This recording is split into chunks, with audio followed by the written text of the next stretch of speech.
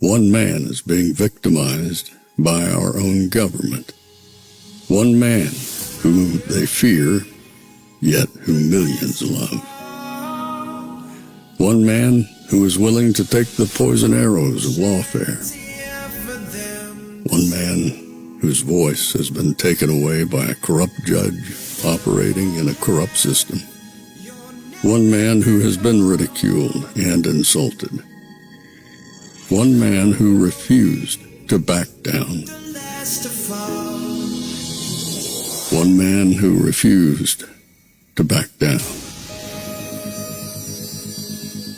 One man who refused to back down.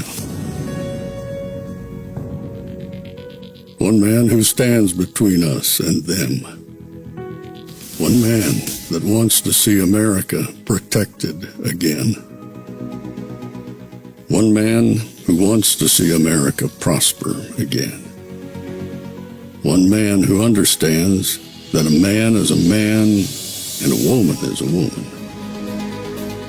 One man who understands and protects the blessing of life. One man who wants to restore American exceptionalism. One man who once again wants to make America that shining city on a hill for all to see. A place where all the people of the world glowingly set their eyes upon. America. One man who unashamedly wants to make America great again. That one man is Donald Trump.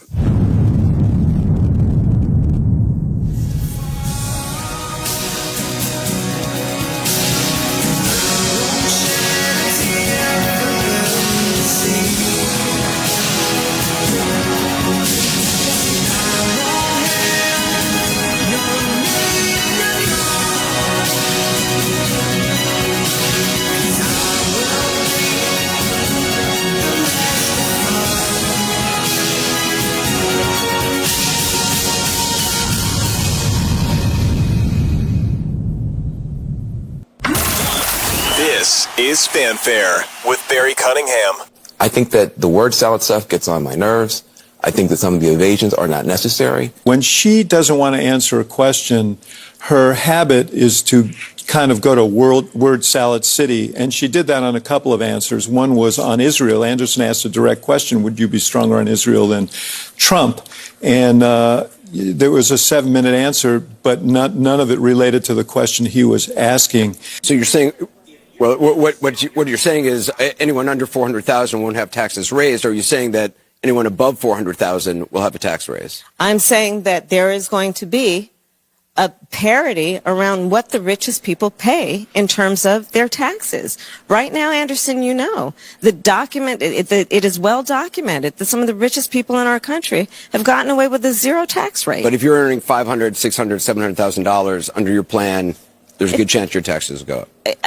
We can't have this conversation without knowing it's a very complicated situation, right? If you're so I may not be quick to have the answer as soon as you ask it about a specific policy issue sometimes, because I'm going to want to research it. I'm going to want to study it.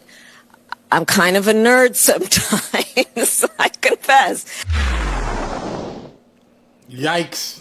That's all I can say. So I had put up a poll earlier and said, how many of you guys would want me to talk about Kamala Harris and that thing of a performance that she had yesterday? And a bunch of you guys overwhelmingly said talk about it. So before Trump comes on, we're going to talk about it, okay? Because, oh my God, I cannot even believe that the Democrats even consider this woman to be a viable candidate. She is insane. I don't like to denigrate somebody in this manner. I don't like to just flippantly say you are stupid or you are dumb. You know, I don't know the woman, so I'm just going to say it this way. She really appears really stupid and dumb. I would think if you were going to be on a nationally broadcast television show, two of them, MSNBC and CNN, and that you've been doing the job that you're doing for, the last 4 years, that you would have some proficiency in your ability to ask questions. Answer questions, sorry.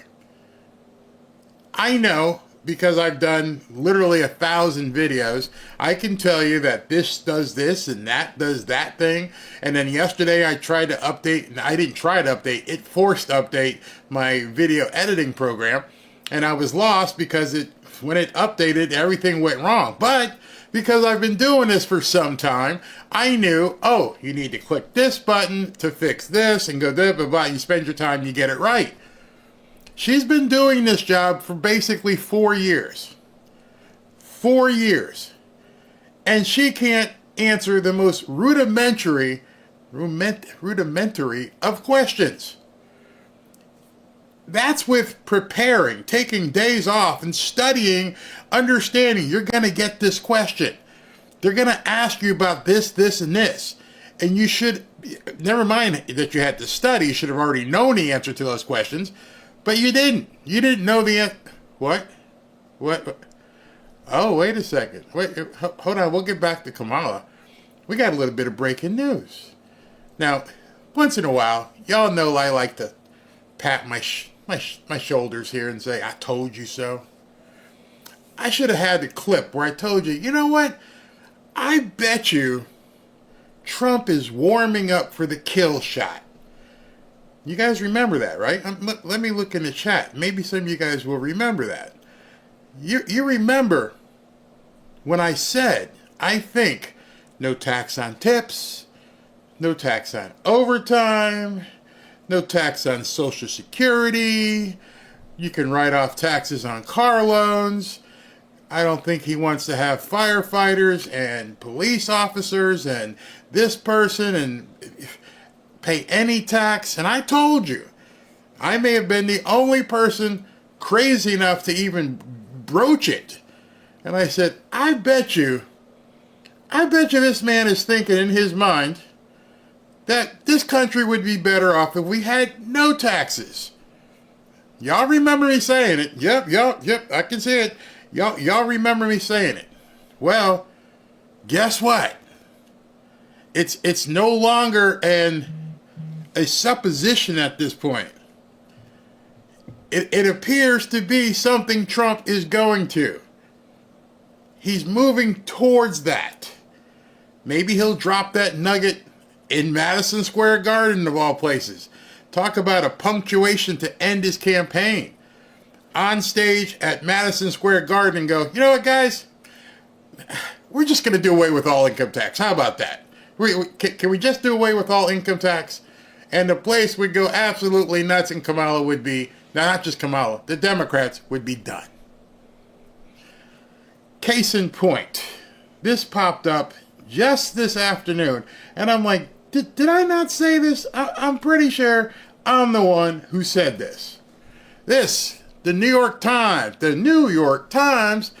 this is at, what time was this thing posted? Not really sure what time it was posted. Yes, I am. It's at 2:10 p.m. on today, 2:10, just 2 hours ago.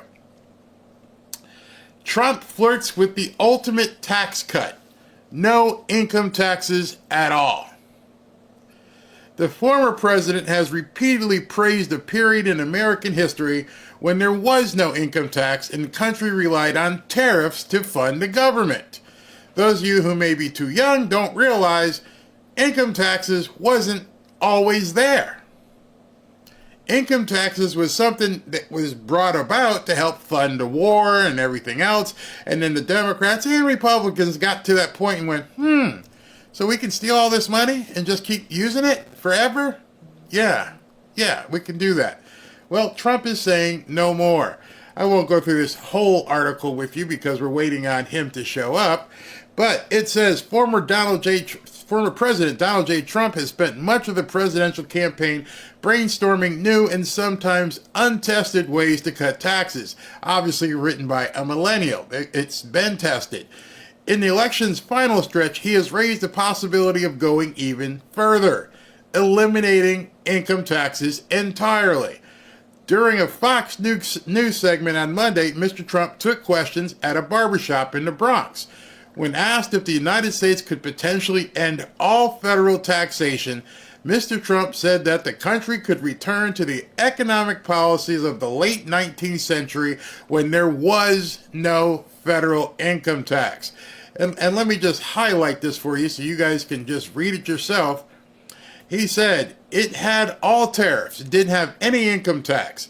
Now we have income taxes and we have people that are dying. They're paying taxes and they don't have the money to pay their death tax. This is out of New York Times. You can go and read this article yourself. You can see it all. Can you even imagine? Well, maybe you can. Maybe that's why they're pulling out all the stops. They probably had gotten wind of this months ago that this guy wants to eliminate Department of Education. He wants to eliminate this department, that department. Boom, boom, boom. Like Javier Milei, just start picking departments off the board. Bring in Elon Musk. Cut, cut, cut, cut. Oh, now we don't need that much. Okay, now that we don't need that much, we can raise it in tariffs, and we'll go ahead and basically stop taking people's money out of their paychecks. And God's people said, amen. That's why they're freaking out. They've had their measly fingers in the national cookie jar for so long, they can't even imagine what it would be like not to be stealing your money. And if he announces it on stage at Madison Square Garden, the Big Apple, the Big Kahuna, the biggest media market in the world, and he comes out there on Sunday and goes, hey, I've thought about it, we're going to just eliminate income tax. Oh my God, roll a hand grenade down Fifth Avenue, roll a hand grenade in front of Pennsylvania Avenue. All hell is going to break loose. Every single economic advisory they could ever find is going to be drawn out into the woodwork and on television everywhere saying, Hitler here is now going to stop using income tax. This guy that wants to get rid of everybody and put everybody in jail is now going to make everybody much more wealthy. How do you do that? Because if I remember my history, and I have to defer to Ashley, she told me she's really into World War II stuff. I'm pretty sure when Adolf did all that nasty stuff to the Jewish people, that he even took the fillings out of their teeth and melted it down and impoverished them to basically enrich himself. And yet this Adolf, the new version, the 2.0 version, who's running for president of the United States, is like, hey, we're going to give you your money back. That must just be complete mind F, a cluster F. How do you deal with that? This guy is not taking your money. He's giving it back to you. You think the black vote right now is through the roof? You think the Hispanic vote is through the roof? You ain't seen nothing if he says no income tax. I can't even think of a demographic anywhere that would say, no, I'm good with that. Yeah, please keep taking the money out of my pocket. What demographic would be okay with it? What demographic would raise their hand and say, I'd like more taxes, sir. Please tax me some more. Govern me harder. I bet you there'd be white women in the suburbs who'd be like, hey, honey, yeah. Well, this dude's talking about not having to pay taxes. How would that work for us? Well, we'd probably buy a bigger house, maybe a third car. Hey, we go on a trip. We go on a cruise. Because we get that 28 to 45% back in our pocket. You, wherever you are watching this right now, I want you to do the math. Imagine every single dime that you had. He didn't say FICA. I don't know about that. We'll see where that goes. And he didn't say payroll taxes, but assume income taxes is gone. How much more money would you have in your pocket every single week, 2 weeks, or a month? And when you hear the economists scream about this, and they say it can't be done, and it's going to hurt the po people, raise your hand and tell them the po people ain't paying no taxes. How's it going to hurt people who aren't paying anything? If 50% of this country don't pay taxes, how can it hurt them if none of us has to pay taxes? Oh, but you know what's going to happen? If Trump does that, it's going to cause tariffs. And New York Times is already over that. I mean, all over that right now, and they're putting up this false flag of a of a what do you call it? Excuse, which I have to show you here. Let me go ahead and highlight this so you guys can see this. You expected this, didn't you? Replacing income taxes with tariffs would reverse the progressivity. I didn't know taxes were supposed to be progressive. The progressivity of the tax system in the United States. In general, income taxes are progressive, meaning that Americans with more money pay a higher tax rate. Tariffs, which impose a tax on products imported into the United States, key line that he doesn't delve into, products imported into the United States, are regressive. They raise the prices on imported items like clothing and groceries, placing a larger burden on lower income Americans who spend a bigger percentage of their income on those goods. Wrong. That's the big lie that they've been telling everybody for decades. Tariffs are going to hurt you because stuff that you buy is going to be more expensive. Don't buy it. Don't buy the stuff that's more expensive. Instead of buying a Chinese t-shirt that has, a 30% tariff, buy the American t-shirt. Problem solved. Instead of buying the food, which I don't know who would be buying food from China or anywhere else, buy the food from America. Instead of buying the beef that's imported, if you can't afford it, buy the beef in America. They never say that part. They only say that you should, tariffs are going to hurt the poor people. Well, how about we all try to make them not poor anymore? That would be a novel approach if government would get to a position where they said, you know what, let's address the poor by having them not be poor anymore. Instead of feeding the kitten, teach that kitten how to hunt. I think that's somewhat biblical, Teach a man, feed a man a fish, feed him for one day, teach a man to fish, and you feed him for a lifetime. Why are these people not self-sufficient? I'm not talking about people who are affirmed. I'm not talking about people who are retired. I'm not talking about people who have some sort of affliction. That being aside, those people who need the help, we get them the help. The rest, as Trump has said about Harry, you get your ass off your couch and you go to work. Choices are personal. Accountability is personal. If you have to work to make ends meet, like the rest of us do, then you get your ass off the couch and make it work. No more government handouts. 50% of the people do not contribute to anything in this country, and it's not even discussed by the Democrats. And as we go further with Kamala here, and she starts talking about taking more money from people and how, these people should, fork up more of their money, he's calling her bluff. He's like, you know what? I'm not going to make them pay any taxes. You want to keep charging more. The contrast and the discrepancy is going to be off the charts, and I think she's screwed. I think she's absolutely screwed because people are going to sit back, the 50% who are paying, and look at the other people who we've been carrying for decades and say, get your ass out there. How about the other argument with the newcomers? Oh, they do jobs that the Americans don't want to do. Oh, we need to find these Americans that don't want to go pick fruit. We need to find these Americans that don't want to sweep the streets. We need to find these Americans who somehow find it beneath them because they're not qualified to do something else, and instead of just taking the job that's going to give you some money, you sit back and say, let government take care of things. That shit's got to end. I think there's something else in the Bible that says a man don't work, a man don't eat. Somehow that's been kind of tossed to the wayside. Now you don't work, government will feed you. Get you your EBT card, get everything. You don't have to do anything. You literally, if you wanted to live a very minimalist lifestyle, wouldn't have to do anything. yeah, I can't find a job. So what are you going to do? We're going to give you like $200 a week for, unemployment. And then we're going to, give you an EBT card so you can get food. And then we're going to build you a hovel with Section 8 so you can live here for free. And then we're going to give you free cable. And then we're going to give you the Obama phone. Well, why the hell would I look for a job?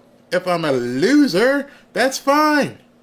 And I still have sex because, you know what? She can go down to the clinic and get it taken care of. So I'm good. But then she says, no, I want to have the baby because then I get more money. And it becomes this cyclical craziness that the Democrats have infected people in the hood and lower income people with, where they don't even think about, maybe I should improve my lot in life. Is it possible for me to learn how to do different things that will allow me to generate more income for my family? Is that even possible? Because they keep telling me, you can't even use a computer. You are so oppressed, young man. The white man is just keeping you in one place and they won't allow you. But what about him? Oh, he can throw a football. Oh, what about him? Oh, he can dunk a basketball. What about him? Oh, he turned white and he turned his back where he came from and he decided to go to that white school and learn. So don't be like him. You think I'm kidding about that last one. I can't tell you how many times people in my life had told me, you forget where you came from.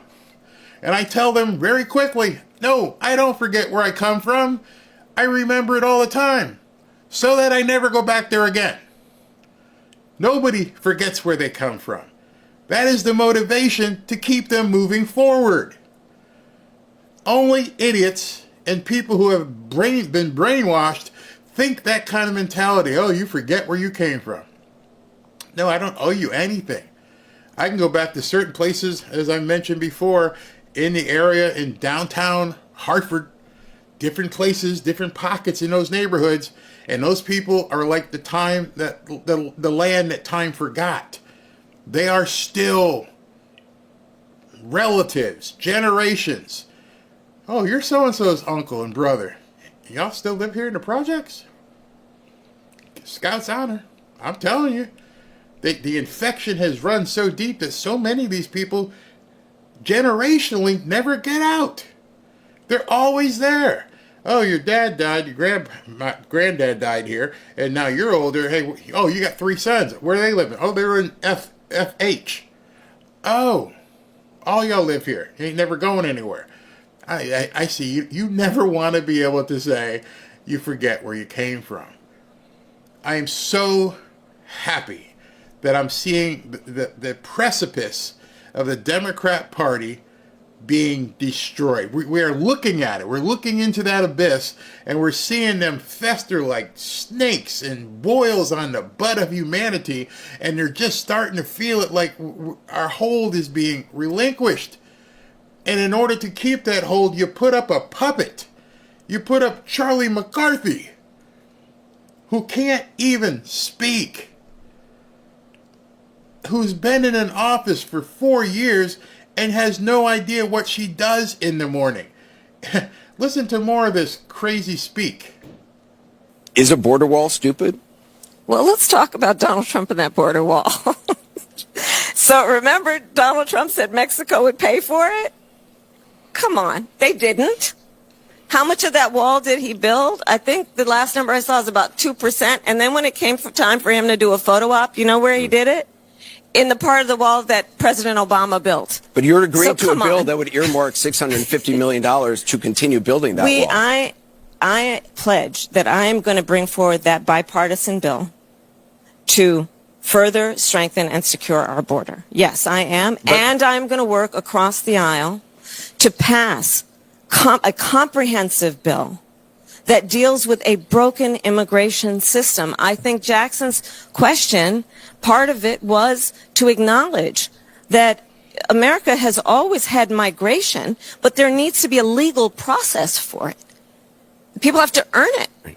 And there needs to be a legal process for it. My dad came here in, 1954 or something? And that legal process has been in place since that time. How does she not know that there currently is a legal process to immigrate into the United States? Emigrate.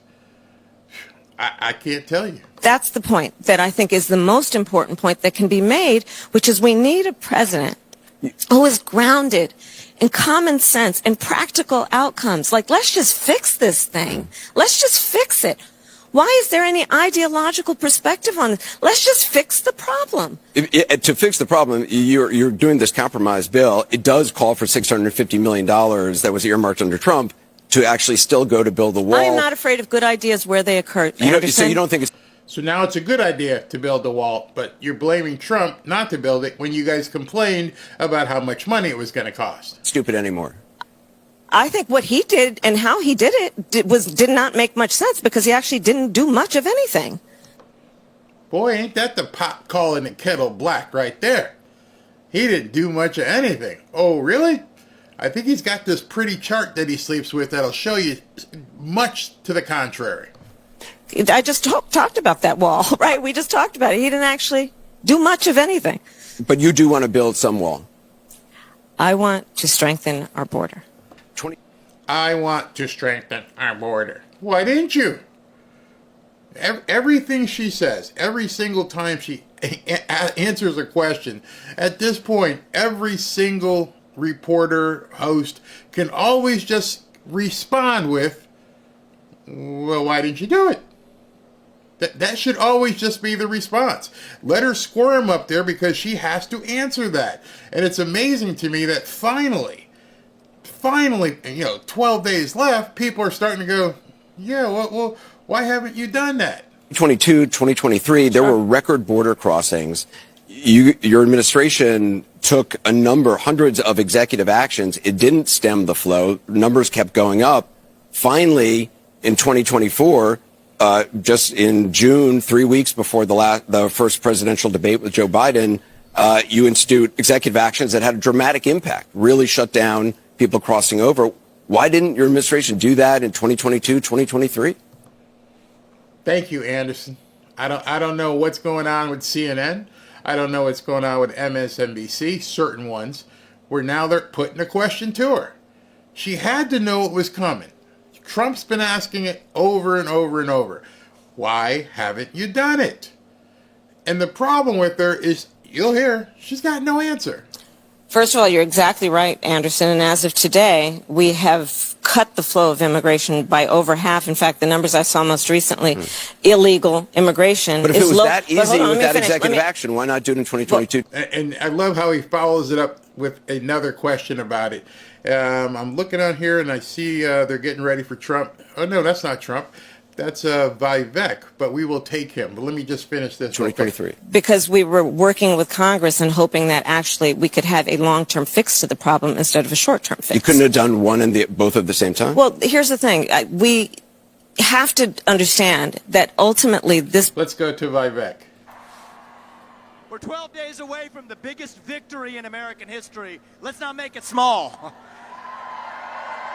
A landslide minus some shenanigans is still a victory, and that's what you all are going to deliver in the state of Arizona. I got 3 words for you.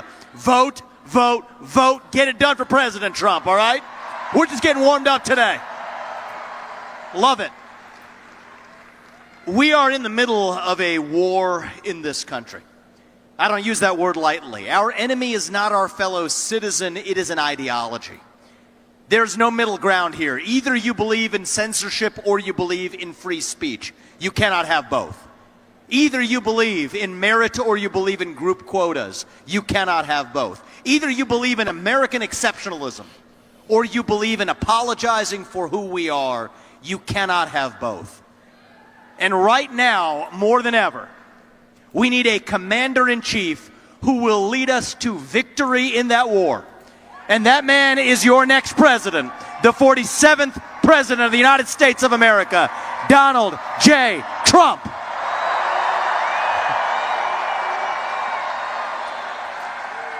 If you want to seal the border, vote Trump. If you want to restore law and order in this country, vote Trump. If you want to grow the economy in this country, vote Trump. If you want to stay out of World War III, vote Trump. If you want to revive national pride in this country, vote Trump. If you want to make America great again, vote Trump. This is the choice we face. You know, Tim Walz, Kamala Harris walking around. I'll tell you, I hope when we deliver that victory on November 6th, the Democratic Party learns once and for all that identity politics doesn't work. You get rotten leaders at every time when you use race and gender to select somebody for their job. And I'm actually talking about Tim Walz this time, by the way. It doesn't work in any direction at all. You know, you got kids coming in, they'll say, oh, he went in as a boy, now he identifies as a girl. It's like what happened at the top of the Democratic ticket. This thing was a coup all the way down. The Democratic Party has now become the party of censorship, has now become the party of war, has now become the party that is hostile to the working class in this nation. But it doesn't have to stay that way. You know, President Trump often says this, and he's right, that we are a nation in decline. That's what we've become. But it doesn't have to stay that way. We don't have to be at the end of the ancient Roman Empire. We don't have to be this nation in decline. We still can be a nation in our ascent. A nation whose best days are actually still ahead of us. Still a country where we will look our kids in the eye and mean it when we tell them that you get ahead in the United States of America with your own hard work, your own commitment, your own dedication, and that you know what? You are free to speak your mind at every step of the way. That is the American dream. That is what we are running to. That is how we will make America great again. Our founding fathers, make them proud. 2024 is our 1776. That's going to require a sacrifice of all of you. I'll be honest with you, I don't love early voting. I never have. I believe we need single-day voting on Election Day as a national holiday with paper ballots and government-issued ID to match the voter file. That's what I believe. That's what Donald Trump believes. But let me tell you something. You got to play by the rules we have in order to change the rules to what they should be. So I'm asking you, as Republicans, yes, we may not like early voting, get out there and do it anyway, because we have an election to win and a country to save. Our founding fathers, they made a sacrifice. There were 56 men who signed the Declaration of Independence. What happened to them? Might ask yourself exactly. 12 of them had their homes ransacked and burned to the ground by the British. 5 of them were captured by the British and tortured until their deaths. 9 of them died in the American Revolution. 3 more of them had their own kids die in the American Revolution. They didn't do it for them. They did it for us so we could be here 250 years later enjoying the blessings of liberty in the greatest nation known to the history of mankind. And we're not about to squander it for them. 2024 is our 1776, and I mean it when I say this. I think Donald Trump is the George Washington of our moment. They shot at George Washington when he crossed the Delaware. They missed when they tried for Donald Trump, too. This time around, we're not messing this up for our country. And I'm asking you, you guys do your part, Donald Trump's going to do his, and we will make sure that our best days are still ahead of us, that we restore that American dream, that we restore that belief in the impossible, that we are the unafraid, the explorers, the pioneers who nobody was going to stop. That is what won us the American Revolution. That is what reunited us after the Civil War. That is what won us 2 world wars and the Cold War. That is what still gives hope to the free world. And if we can revive that dream over group identity and victimhood and grievance, then nobody in the world, not a nation, not a corporation, not a virus, not China, and certainly not Kamala Harris or Tim Walz is going to defeat us. That is what American exceptionalism is all about. And that is what we will revive to save this great nation. Thank you all. God bless you and your families. And may God bless our United States of America. Do not stop fighting until we get this job done. Thank you, guys. God bless. I know I'm looking at the chat, and there's a good amount of people who say they don't trust Vivek. And I think people need to, at this point, get over that.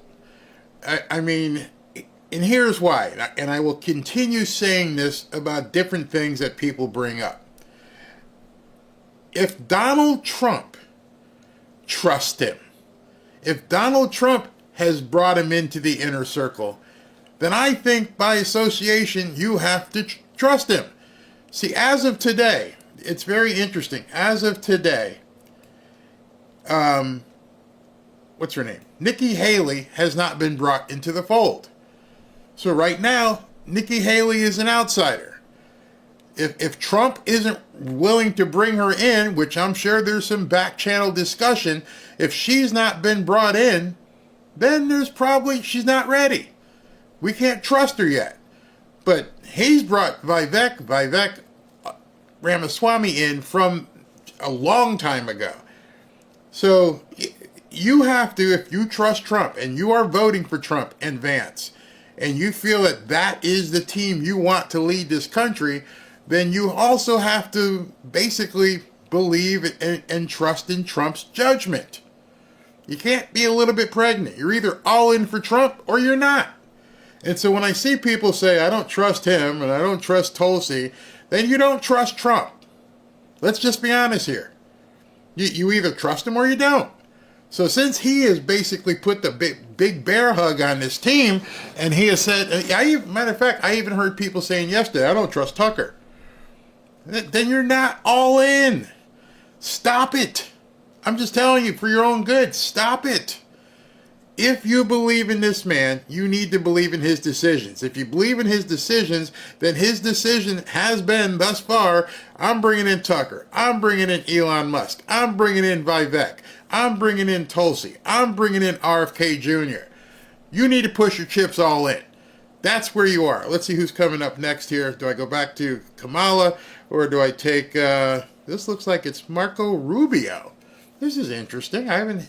Marco Rubio from Florida is taking the stage. So he's brought Marco in.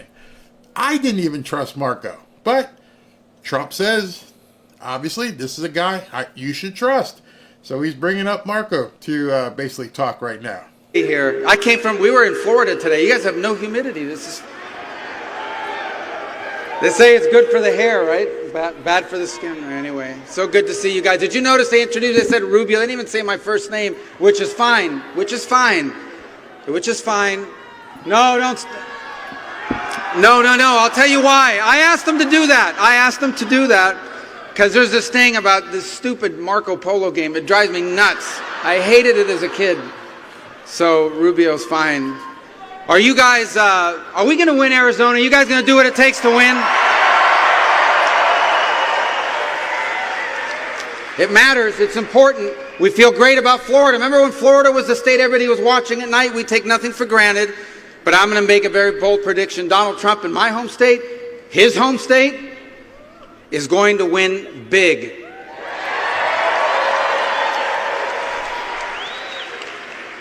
But it isn't going to matter if we don't win big here as well. You guys are going to give us a big victory here, right? And it's not enough to just get, we need him in the White House, but he needs a Senate. If we don't get the Senate, he won't have anybody appointed to his cabinet. In fact, let me tell you this, if we don't get the Senate, and God forbid they win over the House, they will impeach him like the same day as he's moving into the White House. Think about it. As he's moving into the Oval Office, whoever the speaker, it won't be Pelosi again. I think she's done being speaker, right? I think she's done. But maybe she'll want to come back just to do one more impeachment. They pass more impeachment than they do, laws that help the American people. But we have to win the Senate, and you have a chance to do that. Are you going to send us, Carrie Lake, to Washington, D.C.? Good. I'm telling you now, we need more people like that with common sense, that'll work hard, that'll help us do the right things in the Senate. She's going to feel lonely there because there ain't that enough. We don't have enough people with common sense that'll work hard in the U.S. Senate, but she will. She'll make a difference. And I'm telling you, if you're voting for Donald Trump, if you know anyone who's voting for Donald Trump, but they say, oh, I'm not going to vote for the Senate race, it's not a big deal. I'm telling you, it's self-defeating. We need them both. Make sure people get out and vote. Make sure you tell everybody they got to get out and vote, and they have to stay and vote for all the Republicans on the ticket.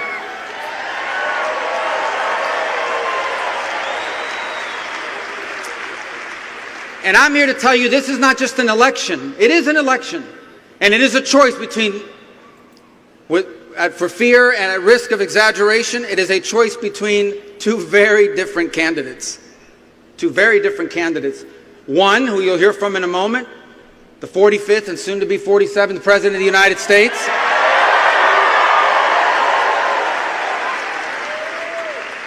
He will speak with passion and with humor because he loves America at the core. Why is he doing this? I'm going to tell you, a lot of people don't know this, okay? But I'm going to share this with you. Donald Trump has actually been quite successful in business. He doesn't need to be in politics. He even has his own plane. All right? And not like a little plane, like a big plane. He does a huge plane, that's exactly right. A huge plane.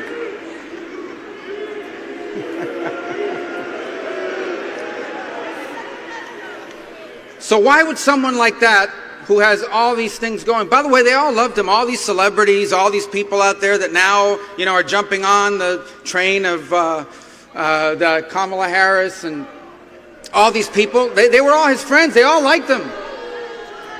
He had a great life. So why does someone like that run for president? Because they love America, because he loves America, because he wants your children to have the America that we inherited, the greatest country in the world. That's why he's doing it. And they attack, and the unfairness, the attempts on his life, the 2 impeachments, the 45 indictments, the lawfare, everything he's put up with, everything his family, his friends, the people around him, is all because he loves a country that he knows is supposed to be the greatest country in the world, needs to be the greatest country in the world. It has the greatest people in the world. Now what it needs is a great president again.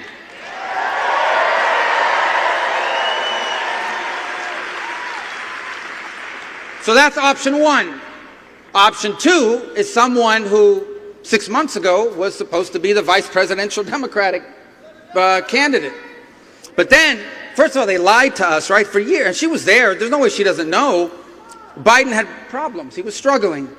You know, let me ask you, do you think if Kamala Harris had run for president, let's say Biden had announced a year and a half ago, I'm not running for re-election, and she had been a candidate and a bunch of other Democrats would have run, would she have been their nominee? She would not have been their nominee. She became the nominee of the Democratic Party the only way she could, through a backroom maneuver to put her on the ballot at the last second when it was too late to pick anybody else. And now she can't tell us what the difference is between what she would do and what Joe Biden has done. Now, when they first started running, for a couple weeks, they were pretending she was born on July 24th of this year. But she wasn't. She was the Attorney General in California. She was a U.S. Senator. She ran for president. You may not have noticed because she got out of the race like 3 weeks after she got in. But she ran at one time, and then she became vice president, and she's been in that White House and in this administration through every single debacle. In fact, you know one of the things she was? She was the border czar. How did she do with the border here in Arizona? How did she do with the border? Well, imagine what she would do as president. Nothing. We can't let that happen, and it's in your hands. Vivek spoke a moment ago, and it really matters. Look, I'll tell you this, and I'll say this in closing. I know people that feel very strongly about this election. True story, 4 years ago. Someone who felt very strongly. This guy had every sign, every bumper sticker, every Facebook post, everything you can imagine. He was really engaged.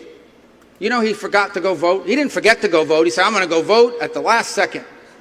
And then I forgot what happened. But he ended up not voting. Now, luckily, Florida wasn't a one-vote state. But if enough people like that don't go out and vote, we're going to wind up saying, you know, what happened? That can't happen. They know we're going to win. That's why they're going crazy. Their campaign at the end is not even about them. You won't even hear her say anymore, this is what I would do as president. It's all attacks, it's all viciousness, it's all nastiness, because they have nothing to run on. They know we're going to win because they know you're behind us. They know we're going to win here in Arizona because they know you're here behind us. But the way we win is if you go vote, and everyone you know that agrees with you goes to vote, and everyone who doesn't agree with you, tell them the election's next 2 Wednesdays, the Wednesday, the day after. That's a joke. Is there media here? That is called a joke. You've got to vote. You've got to get everyone you know to go out and vote. And honestly, vote as soon as you can.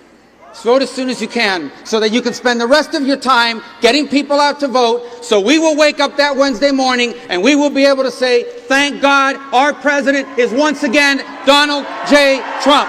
Thank you and God bless. Thank you.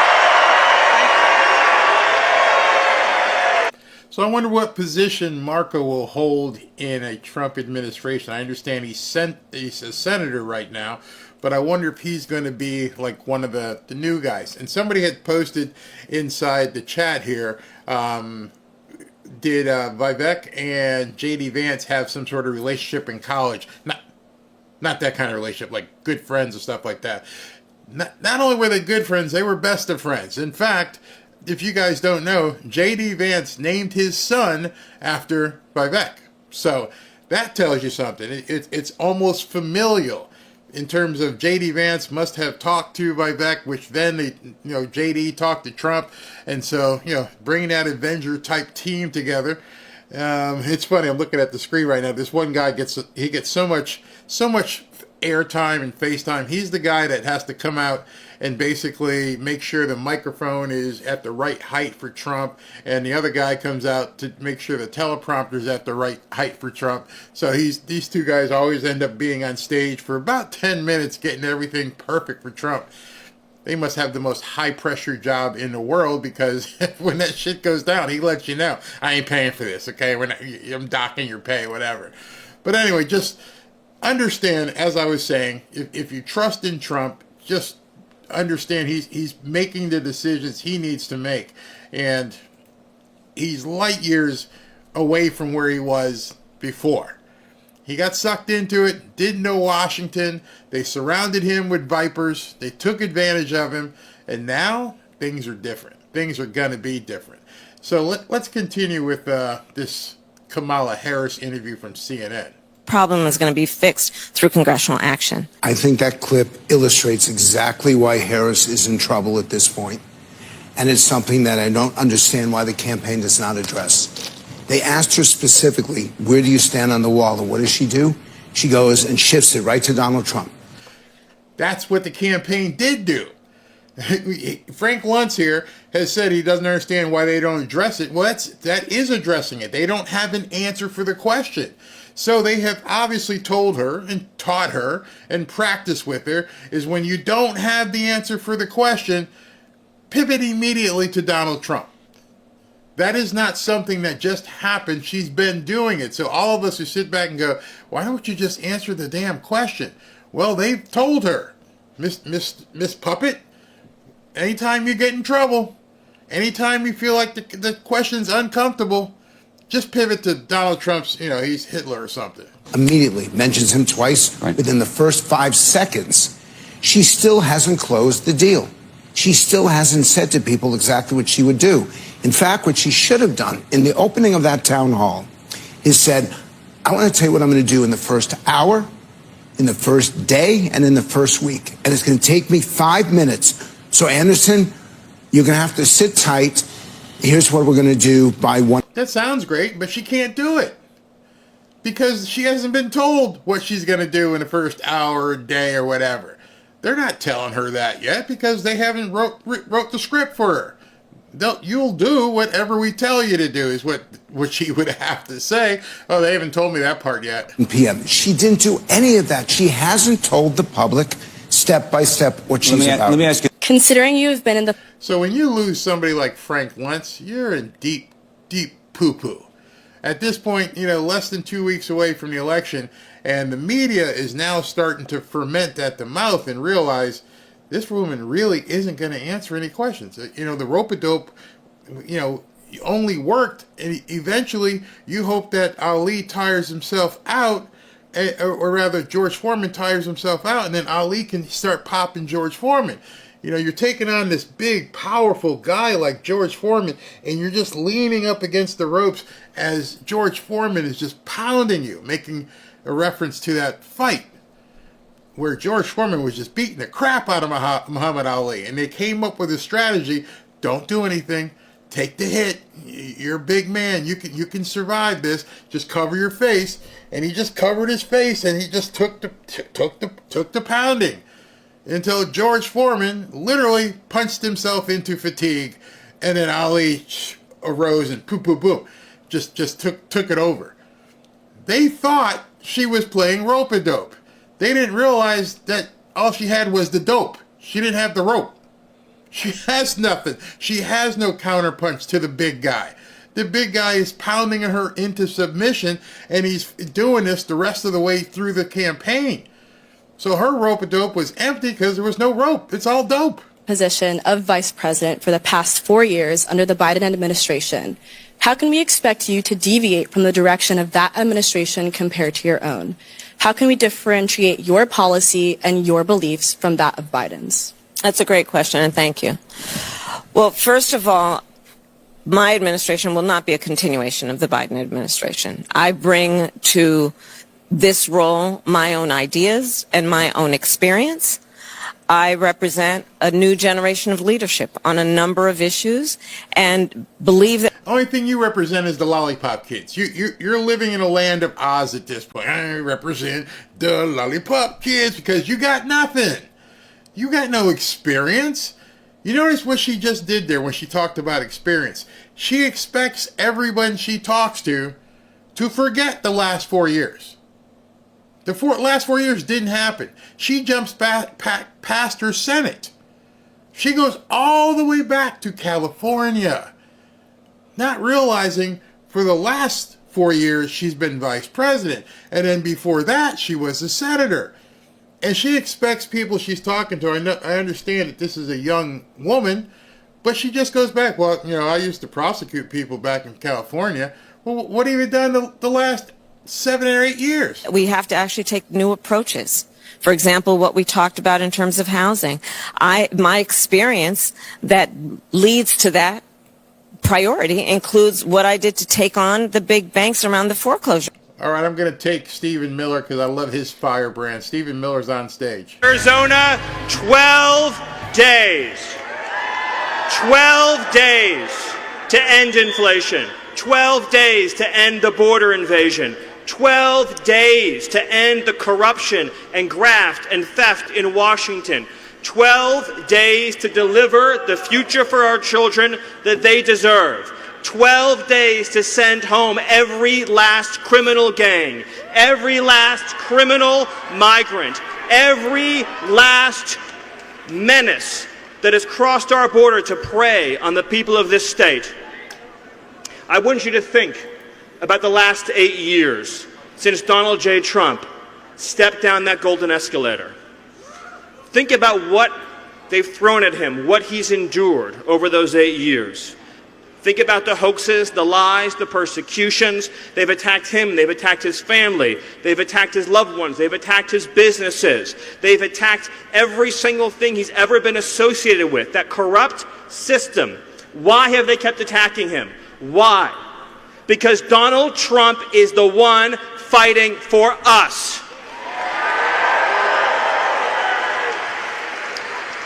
And they kept coming after him and coming after him and coming after him. Lawfare after lawfare, hoax after hoax, lie after lie, persecution after persecution, and then not one, but 2 assassination attempts that nearly took his life. And did he bend? Did he back down? Did he break? Did he waver? Did he falter? Did he give one single inch? No. He stood up. He stood strong. He raised his fist into the air and said 3 immortal words: fight, fight, fight. And who and what is he fighting for? He's fighting for your children. He's fighting for your husbands. He's fighting for your wives. He's fighting for everyone you love. And he's fighting for America, for this republic, for our freedom, for our Constitution. He's fighting for all of us every single day. But now it's up to us. Now it's up to everyone in this room to deliver the tsunami of votes that we need to reclaim the United States of America. And so, to the people of Arizona, I need you to dig deep. I need you to dig even deeper than you think that you can dig. Look at the TV every day. Look at the lies on CNN. Look at the lies on MSNBC. Look at the hatred that is being spewed every single day by the corrupt ruling class. But remember this. You still have the power to take back your country. The future of this nation and this civilization are still in your hands. So my challenge to you, Arizona, over these next 12 days, will Arizona send Donald J. Trump back to the White House? Will you get your friends? Will you get your family? Will you get everyone you know and send a flood of ballots into the polls and say America will be a safe nation, we will be a free nation, we will be a proud nation, and we will look at 1600 Pennsylvania Avenue and say, that is my president, that is Donald Trump, that is my warrior in the White House. Thank you, God bless you, God bless Arizona, and God bless the United States.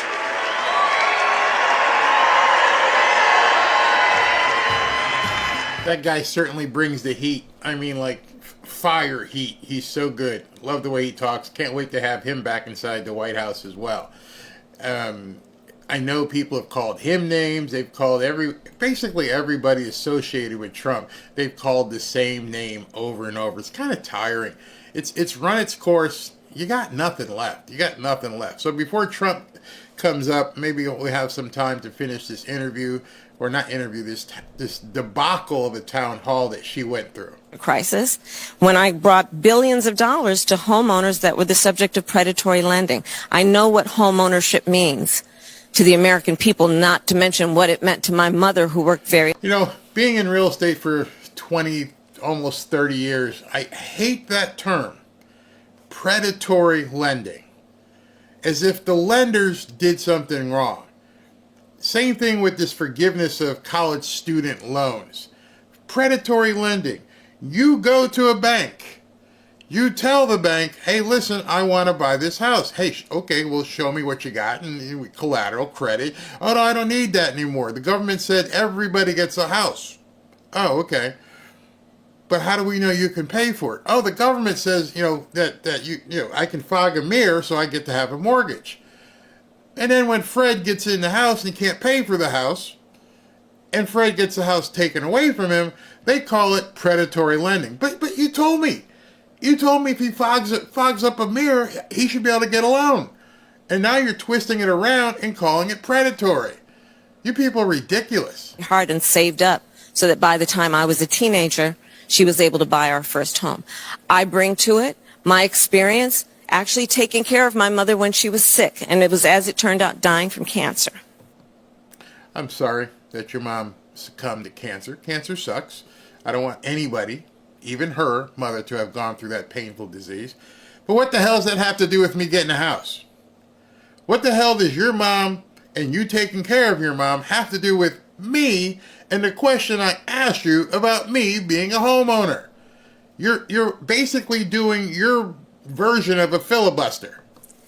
And so I know what it means and have the experience of taking care of an elderly relative, and I have raised children. Wait. Any fact checkers out there?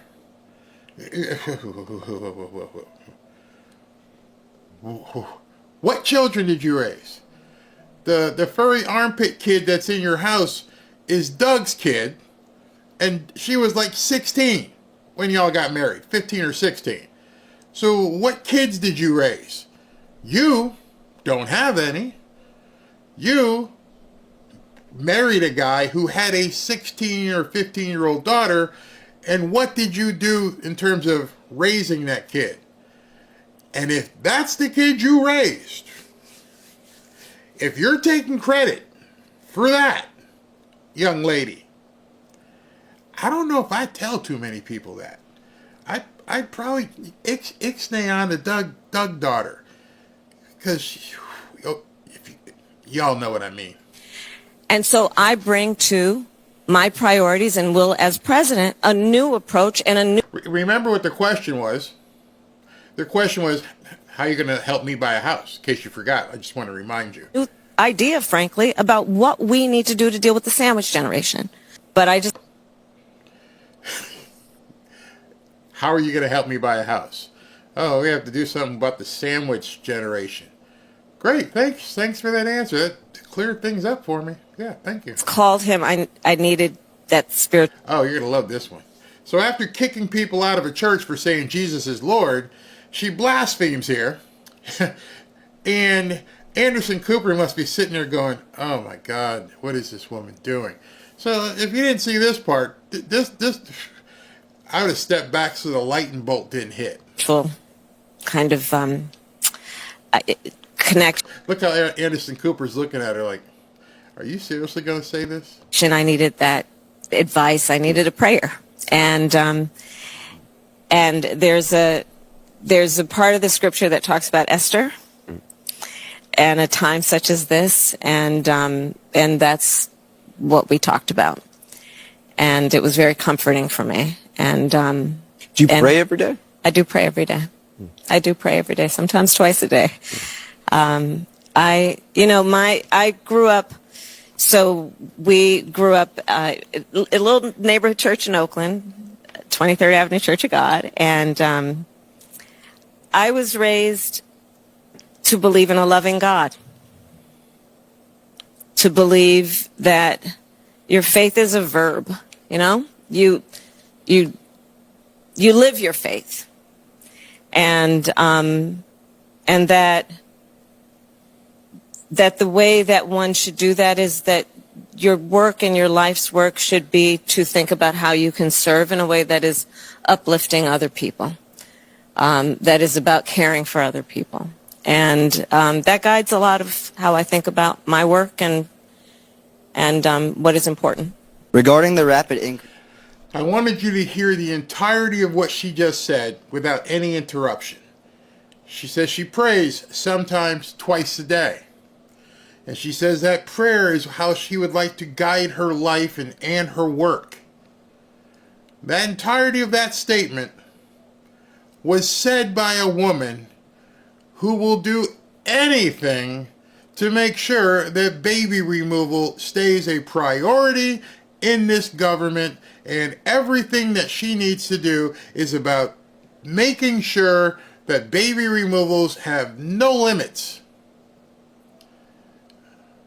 I'm never going to be the person to point at another Christian and say that Christian is not good or that Christian is good. But what I will point out is, how do you live your life where you say you pray and where you want to have your work and life guided by the principles of the Bible, and at the same time advocate for an aberration like baby removal? How do you do that? I think we're going to have it next Thursday. We're going to have a prayer meeting again. But I'd love to ask some pastors, how in the hell do you reconcile those two things? It's mind-numbing. It's stunning that she could stand on a stage in front of the world and say something like that. I mean, it almost hurts. It may hurt you as a Christian to hear somebody talk like that. I know it bothers me. Trump's getting ready to walk out right now, so we'll be flipping over to him shortly, but the music is playing. He has just walked out of the curtain here. Let me show you guys so you know he's coming.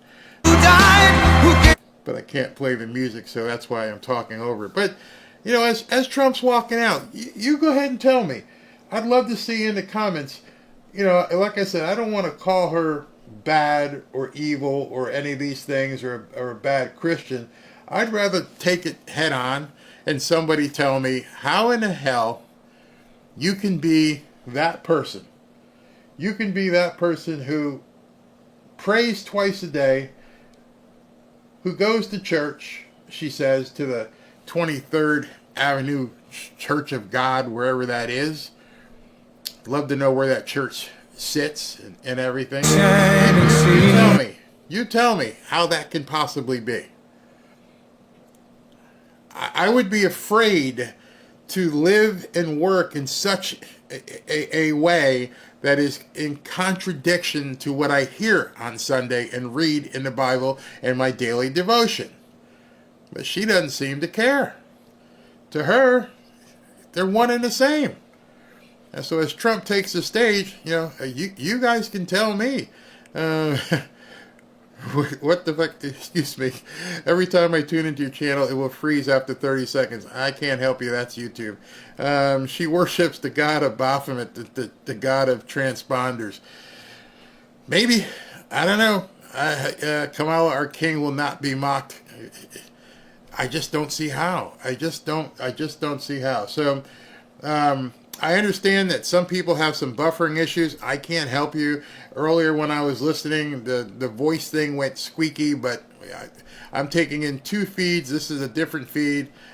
So we will be able to see which one works better. I will work on a 3rd feed in a second.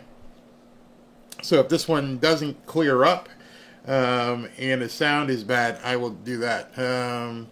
She breaks the 9th commandment every time she opens her mouth. Oh, here's a good point. Ask Raphael Warlock. Yeah, I call him the Warlock. All right, so Trump's about to begin speaking. As soon as the music's done, we will take him at the Tempe, Arizona rally.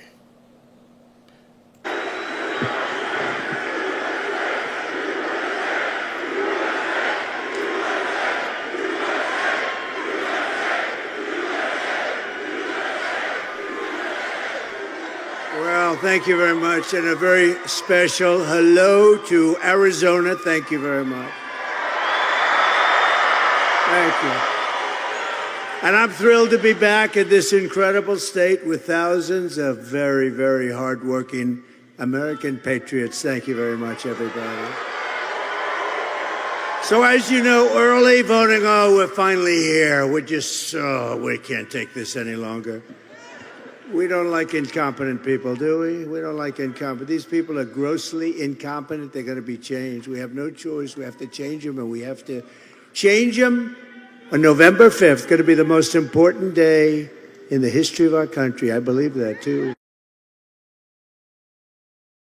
Voting is underway here in Arizona, and we're doing great in Arizona. I don't know if you've been hearing. They got a problem. They got a problem. Got to make it too big to rig. Too big to rig, right? But if you want, vote by mail. Tomorrow is your last day to request a ballot. But you can cast your early vote in person all the way through November 1st, or you can vote on Election Day, which is just get out and vote. You got to go vote. We got to save it. We call it a nation in decline. We're being nice when we say that. With your help, 12 days from now, we're going to win Arizona. We're going to defeat Kamala Harris.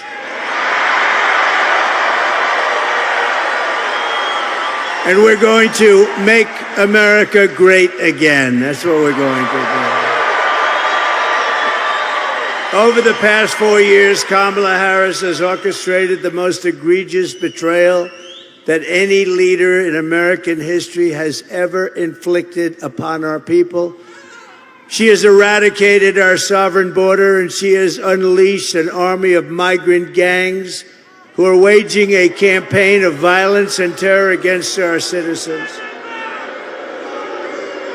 And my message today is very simple. Kamala's migrant invasion, given to us through gross incompetence, disqualifies her from even thinking about being president. We can't let that happen. No person who is responsible for so much bloodshed and death on our soil can ever be allowed to become the president of the United States. What she's done and he's done. Crooked Joe and Kamala, what a combination. Worst combination in the history of our country. And they've weaponized your government. They're a disgrace to our country. 4 years ago, we had the strongest, safest, and most secure border in U.S. history with the lowest level of illegal immigration ever achieved. 4 years ago. Put up the chart. Go ahead, put it up.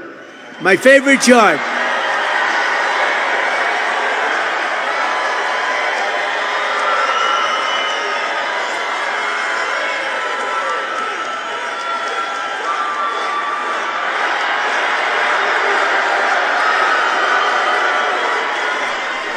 Camera actually showed it today. That was the lowest. That was the day I left office.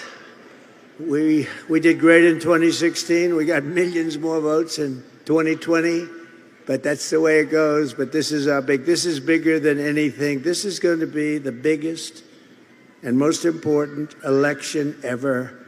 It's going to be the biggest political event, I believe, in our country's history. We have to win. And we don't need it for the big political event. We need it to save our country. When Kamala came in, she deliberately dismantled our border and threw open the gates. She threw them open. The gates to an invasion of criminal migrants from prisons and jails, from insane asylums and mental institutions, from all over the world, from Venezuela to the Congo in Africa. A lot of people coming out of the Congo, not just South America. They're coming from 181 countries as of yesterday. Right, and we're a dumping ground. We're like a garbage can for the world. That's what's happened. That's what's happened to we're like a garbage can. You know, it's the first time I've ever said that. And every time I come up and talk about what they've done to a country, I get angrier and angrier. First time I've ever said garbage can, but you know what? It's a very accurate description. Meanwhile, she cruelly forced our border agents to help facilitate her wicked betrayal of America. And by the way, the Border Patrol last week gave us their complete and total endorsement, and they said she is the worst. I want to thank them. And they, at the same time, they said she is so bad, she's the worst, you can't have her. And they don't want to do that. It's probably not easy for them to do that. But you know what? They said she's horrible. She was the border czar, and she never made one phone call. Not only didn't she come to the border, she never made a phone call. And now, a few months ago, when she was getting killed, both of them, him and her, they were getting killed. They made it a little bit tougher, but they forgot to stop the airplanes going overhead. We said, how come those planes are still flying? Hundreds of thousands of people flown into our country, landing in our beautiful Midwest and other places, and they're devastated. You know what's happening to Springfield, Ohio, and Aurora and Colorado. What they're doing to our country. We're joined today by the former senior Border Patrol chief of the San Diego sector, Aaron Heitke, an eyewitness to one of the most horrific scandals in American history carried out by Kamala. Well, she was appointed by this guy because he has to go to sleep every night at 4 o'clock.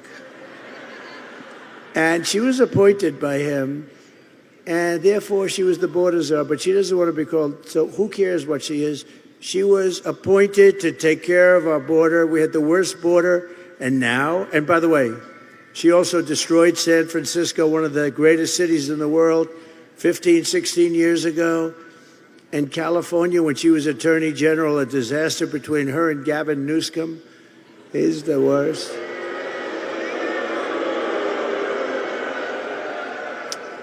But it's deadly. What they've done is deadly. The open border policy is a disaster. Aaron, please come up and say a few words. Border Patrol.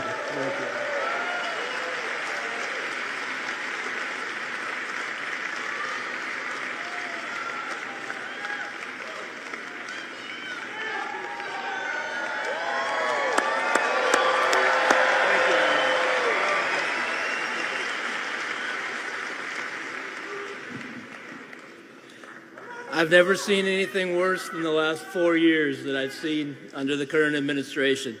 I had the pleasure of working for President Trump, and things were never better. I had the misfortune of spending the last 4 years watching our border be overrun. It's been nonstop. The agents' morale has been destroyed. It's been very difficult to watch. I testified in front of the Senate recently to get the word out. The public doesn't know. This administration has continued to say there's no threat at the border. We have a continuous threat, a serious threat at the border that needs to be addressed, and it needs to be addressed now. Thank you, sir.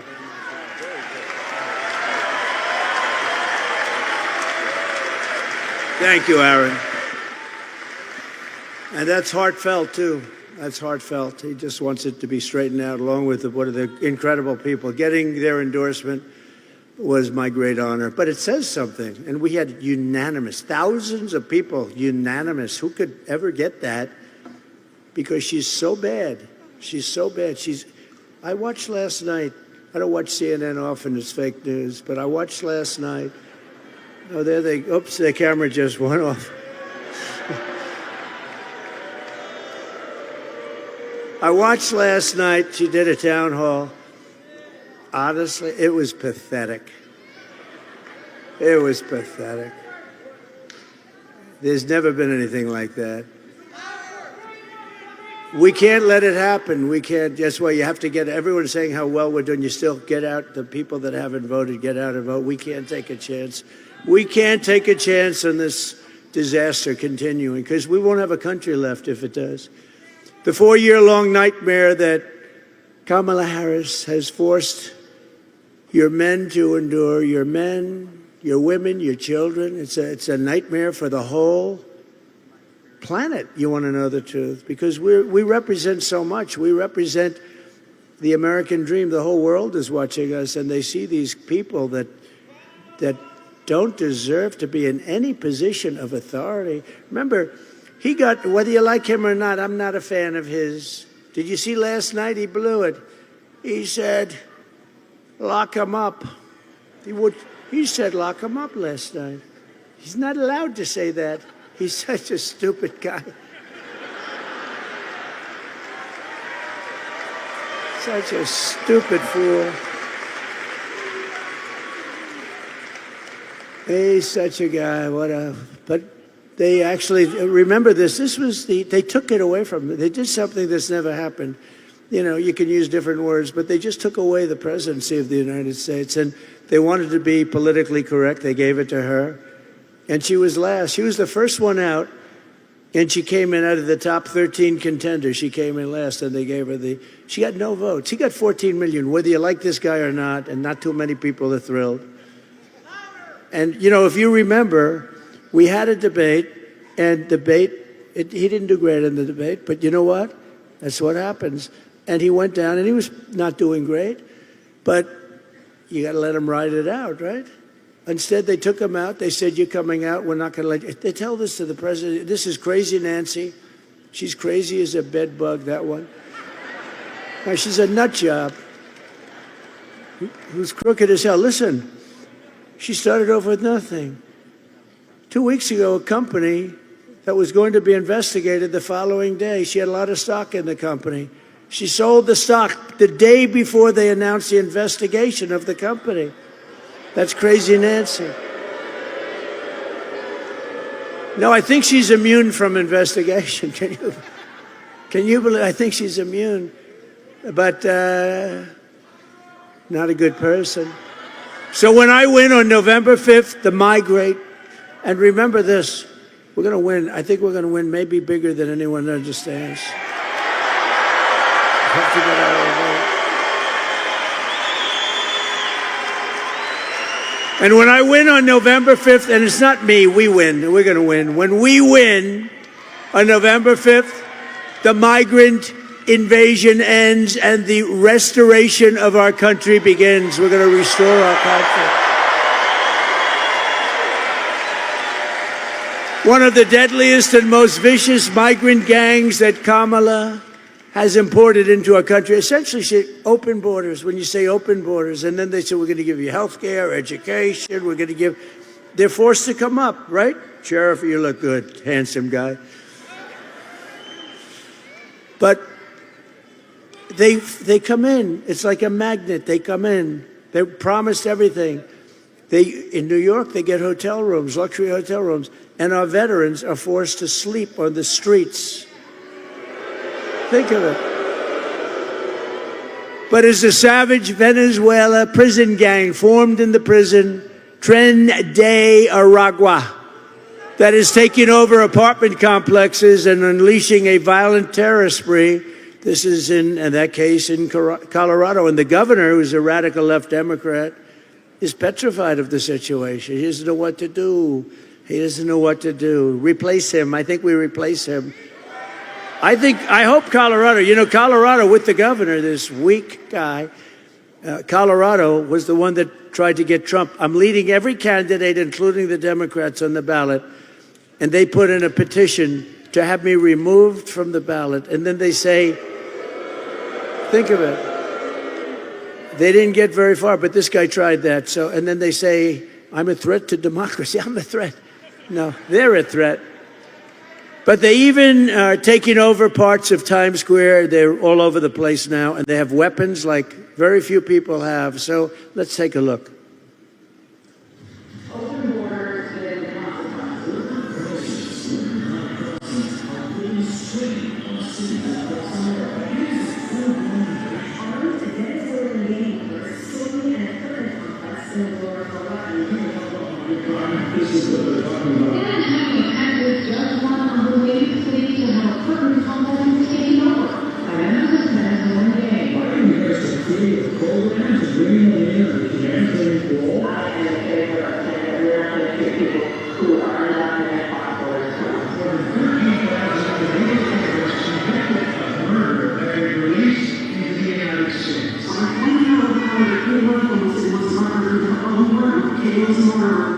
Whoever's producing the show for him didn't bring in the video feed to their sound system.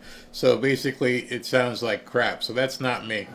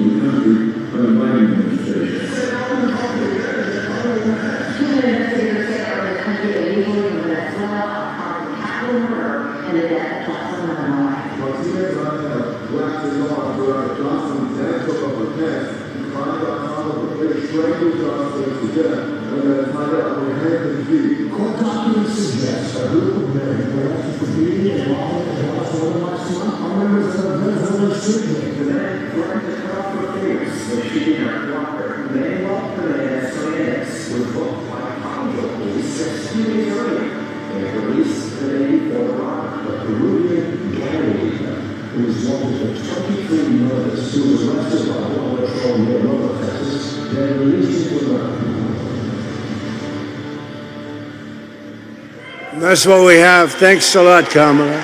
Thanks a lot, Kamala. We appreciate it. The United States is now an occupied country, but it will soon be an occupied country no longer. We're not going to have this. November 5th, 2024 will be called Liberation Day in America. We're going to be liberated.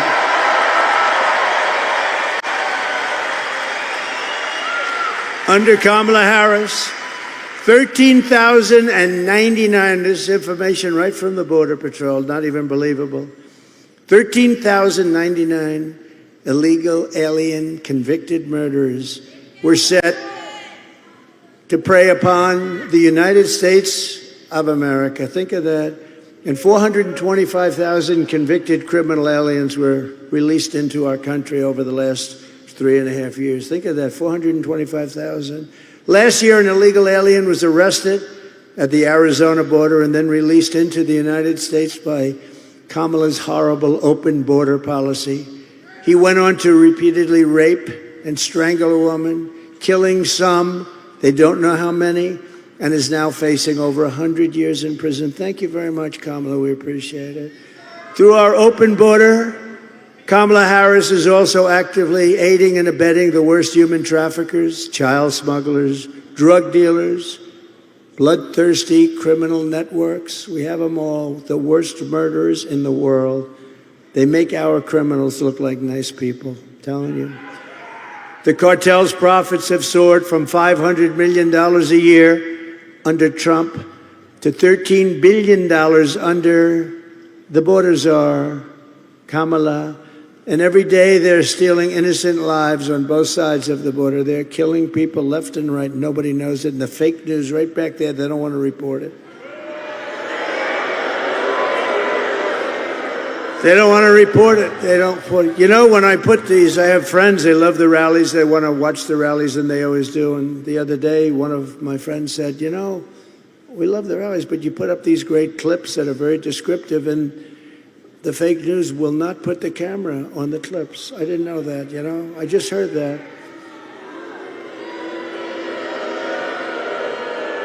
And we tell them to do it.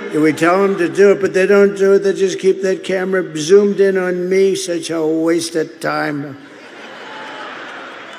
Now, we have some clips. They're great clips. And the people at home, we got millions of people watching on television, but they won't move those cameras. I try and shame them. I do whatever I can. They're just bad people. And until we get a fair and free press in this country, they're just bad people.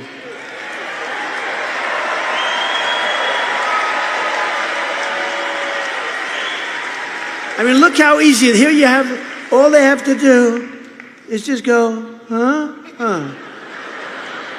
1 inch this way and 1 inch this way, and you got it. They don't want to do that.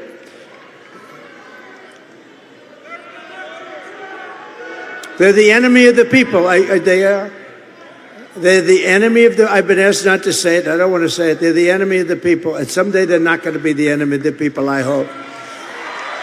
Just days ago, a young U.S. Marine Corps veteran named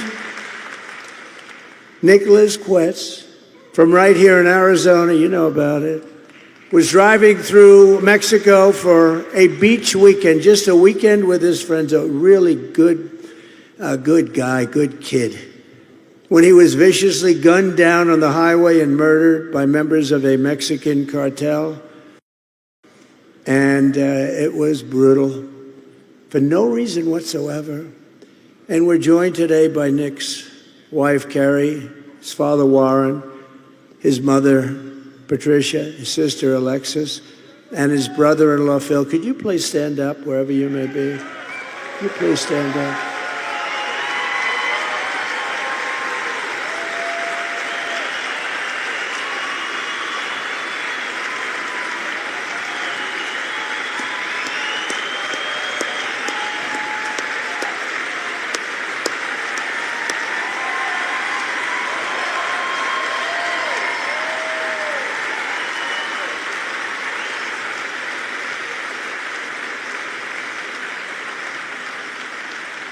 A beautiful guy, a beautiful family, and we are so sorry for your loss. Can't be expressed.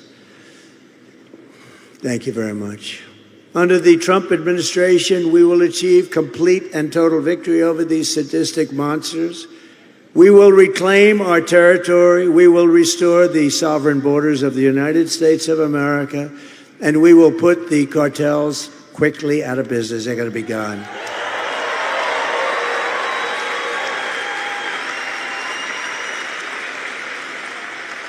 Immediately upon taking the oath of office, I will launch the largest deportation program in American history. We'll get them out.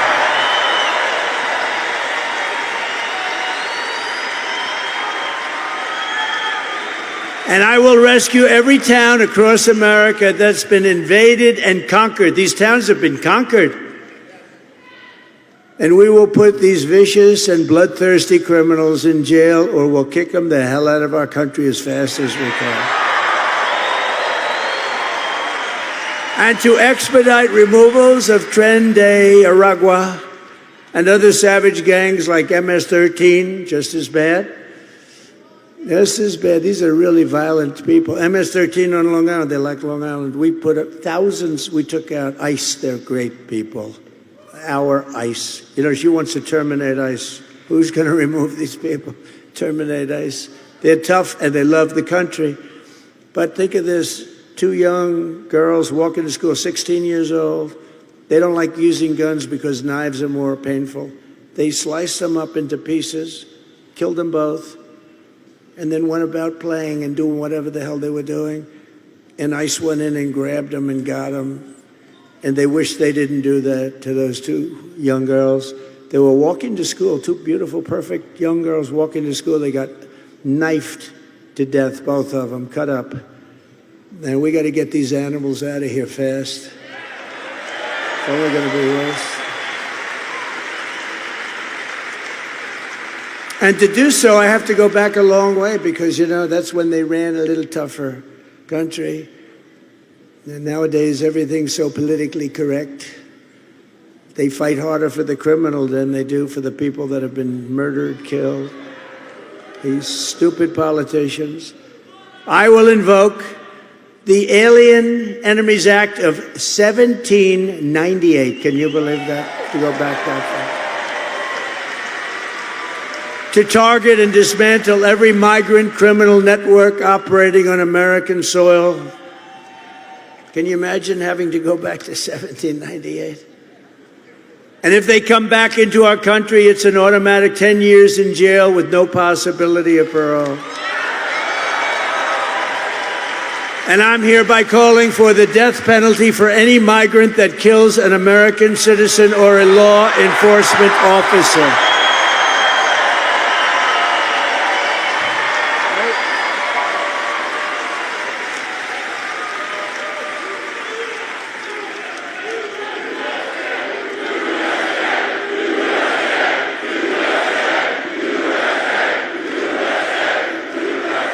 Thank you. I will end catch and release. You know, we had a policy called Remain in Mexico. People think that was easy to get. That was so good. They ended it immediately. I will end all migrant flights. I will outlaw sanctuary cities, which is a place where they give criminals sanctuary. I will immediately ask Congress for funding to hire 10,000 new border agents and to approve a 10% raise for existing agents and a $10,000 retention and signing bonus. We're doing it. They've been treated unfairly. And I will ban all welfare and federal benefits from illegal aliens, and they won't come anymore. They won't come. And in yet another incoherent train wreck of a television interview yesterday, Kamala Harris stated once again that she opposes any plan to send her illegal aliens back home. She opposes deportation. I don't think she knew what the hell she was saying, you want to. I actually saw it. I said, I think she must have misunderstood. She'll say, I didn't understand the question. She does. She's a low IQ individual, I'm telling you. I'm good at this stuff. She's a low IQ person. She opposes deportations. Can you believe it? She doesn't want them, Sheriff. She doesn't want them deported. We have a man over here, one of the greats of all time. Stand up, Joe. Stand up. One of the great of all time. Stand up. He didn't play games at the border. Sheriff Joe. He didn't play games. He's a great one. We miss his wife. We miss his wife. She died a couple of years ago. We miss her. She loved this guy. Can you imagine? She was in love with him like crazy. Who the hell could love him? But you know what? He got the job done. He got that job done, right? No games. And he did it fairly. Thank you very much for being here. It's very nice. I didn't know you were going to be here. It's appropriate that you're here, frankly. You know that. He did a real job. You didn't have the problems that you have today, the day that just walk in. You got those weak politicians, those pathetic politicians. And by the way, speaking of non-weak, I really hope you're going to go out and vote for Carrie Lake for the Senate. Where is she? Thank you, Carrie.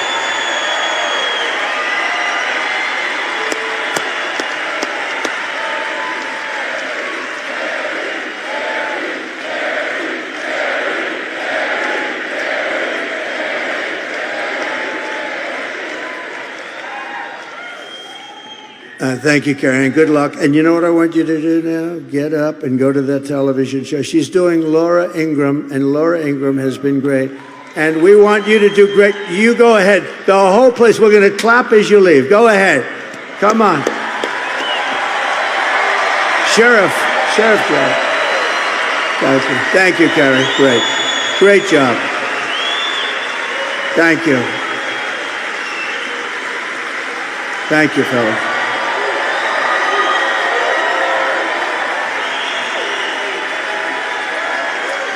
She's terrific.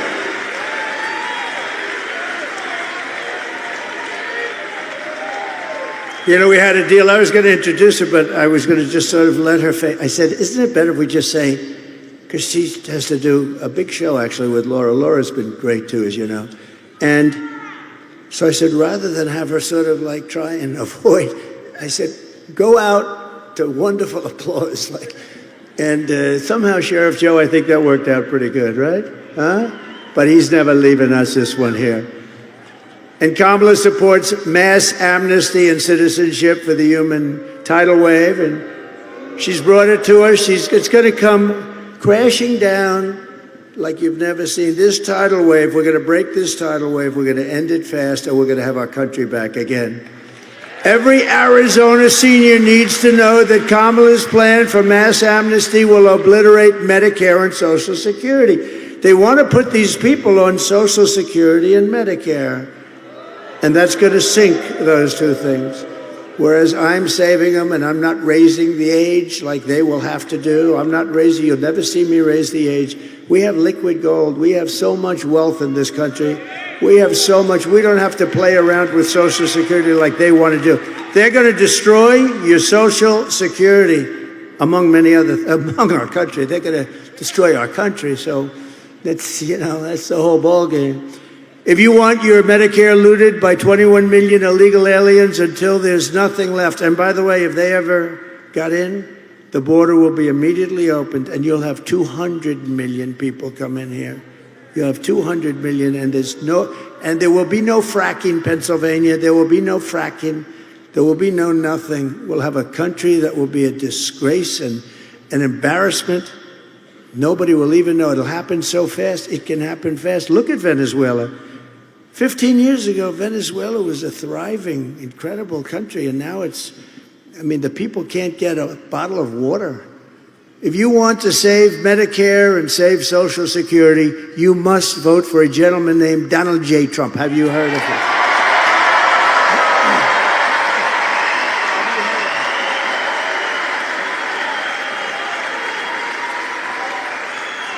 You know, it's an amazing stat, but virtually 100% of the net job creation in the last year, you know who it's gone to? Migrants. They're creating jobs. I didn't believe it. I actually have that. Andy Biggs, I had to have that number checked, and I was right.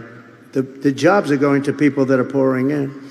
This border invasion of millions of people pouring in is causing a job crisis for Black and Hispanic population. That's what's happening. Hispanic and Black are losing their jobs because of this. And it makes sense.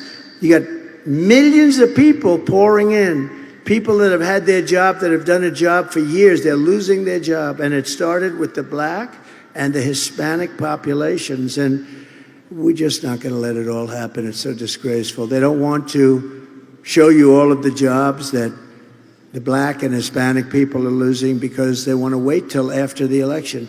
But I've seen numbers, and when you see those numbers, the election's going to be over probably, although 818,000 jobs were fraudulently put on the rolls by these guys, by these crooked guys in Washington. They lied and cheated. They said we had 818,000 jobs. And we had a whistleblower because they wanted to revise it after the election. And we had a whistleblower. And I wonder whoever the hell that whistleblower was. Thank you very much, whistleblower. We appreciate it. Think of that. Even after all of the pain and suffering that she's caused, when Kamala was asked if she would do anything differently, she said that she wouldn't change not one thing. Let's watch.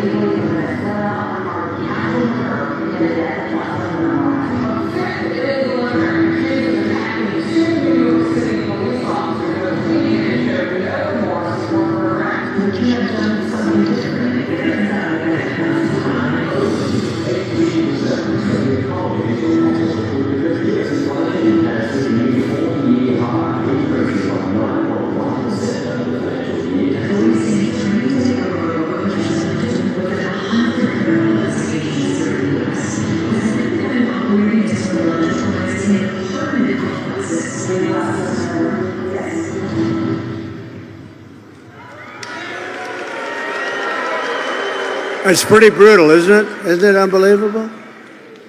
So, Arizona, if you want to end this disaster, you must get out and vote. You have to vote. We're not playing games. So, how to do it. And Jane, your husband sitting on the sofa, watching something.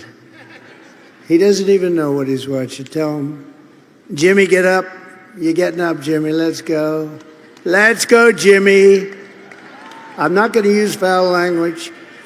Get your fat ass out of the couch. You're going to vote, Jimmy. You're going to vote. We're going to save our country, Jimmy. We're going to save our country. Now, you got to go vote. We're pleased to be joined by a couple of really great people, two senators. They get it. They really get it, and they're warriors. Marco Rubio and Mike Lee. Thank you, Marco. Thank you, Mike. Thank you. Two great guys, and they are warriors, too. Representatives Eli Crane and Andy Biggs. Thank you. Thank you, fellas. Thank you, Eli. Thank you. Congressional candidate doing really well, Kelly Cooper, who is my complete and total endorsement, and so do these guys. They all have my endorsement. Everybody I've named, including Sheriff Joe, has my endorsement. Arizona GOP chairwoman, and this woman has done a job, and especially, well, it's early voting, and we are doing record successful numbers, and I think it's going to stay that way. Gina Swoboda, where's Gina? She is doing a job. Thank you, Gina. Thank you, honey. Great job. You going to keep it going? Okay, thank you.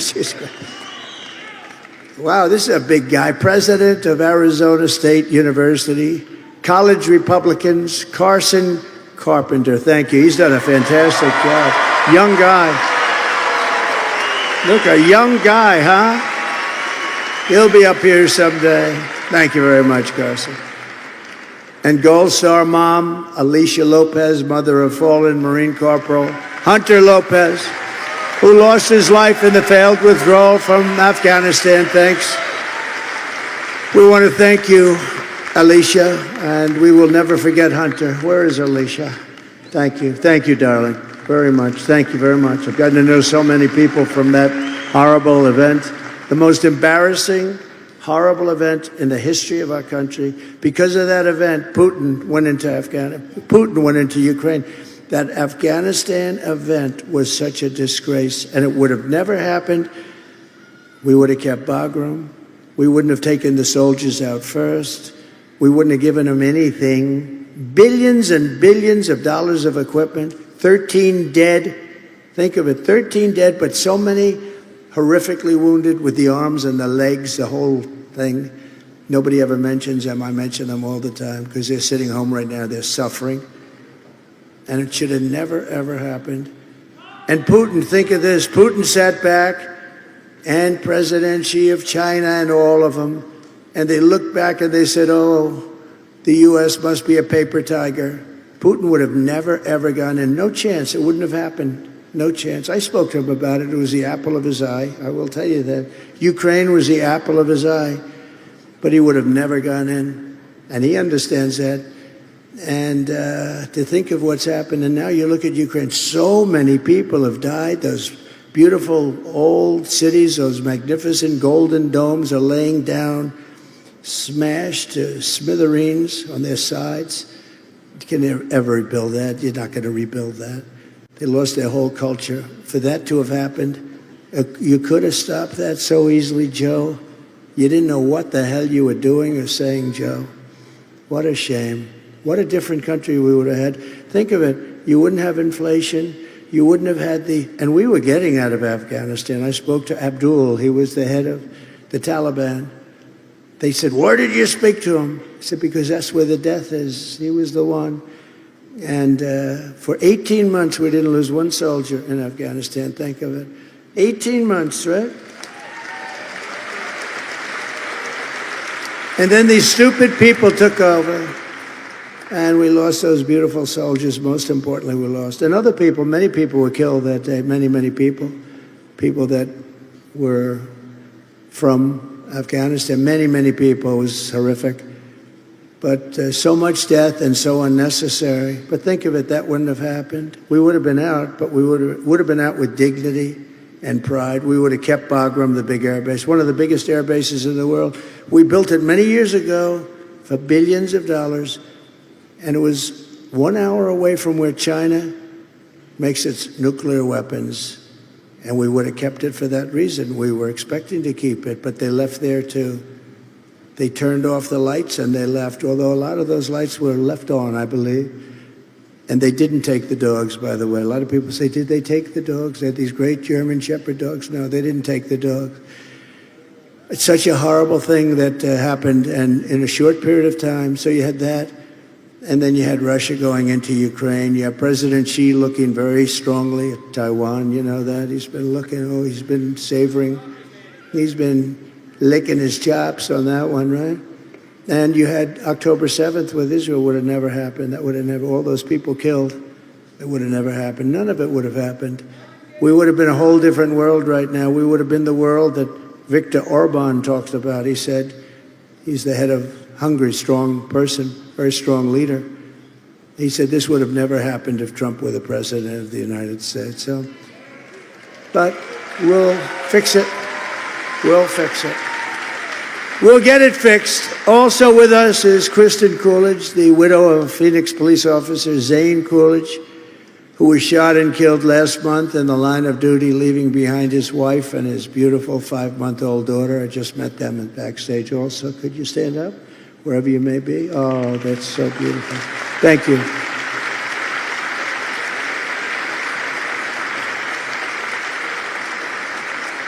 And Kristen, your husband was a true hero. They know him so well over here. Everybody knew exactly who I was talking about. And it was wonderful to meet you, but I'm so sorry for what happened. Thank you very much. Thank you for being here. Thank you. Thank you, Mom. Thank you. So we grieve with you and we stand with you, and we're going to stand with everybody that we just introduced you to. But these are things that would have never happened with proper government, with people that knew what they were doing, with maybe a little bit of toughness. I guess that's okay, right? Maybe a little bit of toughness and a lot of common sense. These things would have never happened, and these wonderful people would be alive today. Under my administration, we will once again give our police and law enforcement heroes the support, resources, protection, and respect that they so dearly deserve. Right?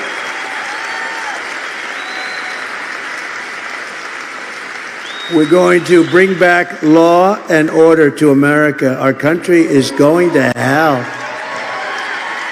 We'll rapidly build the greatest economy in history.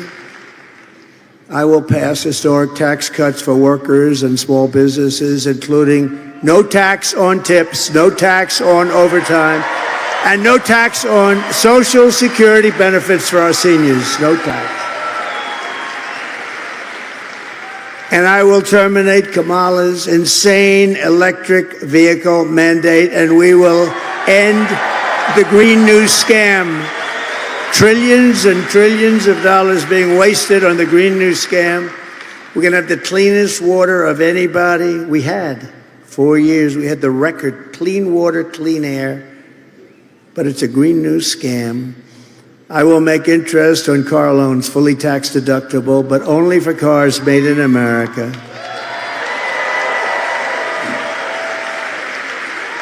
Thank you. And to a large degree, the reason I just came up with that idea, people are calling me these geniuses from Wall Street.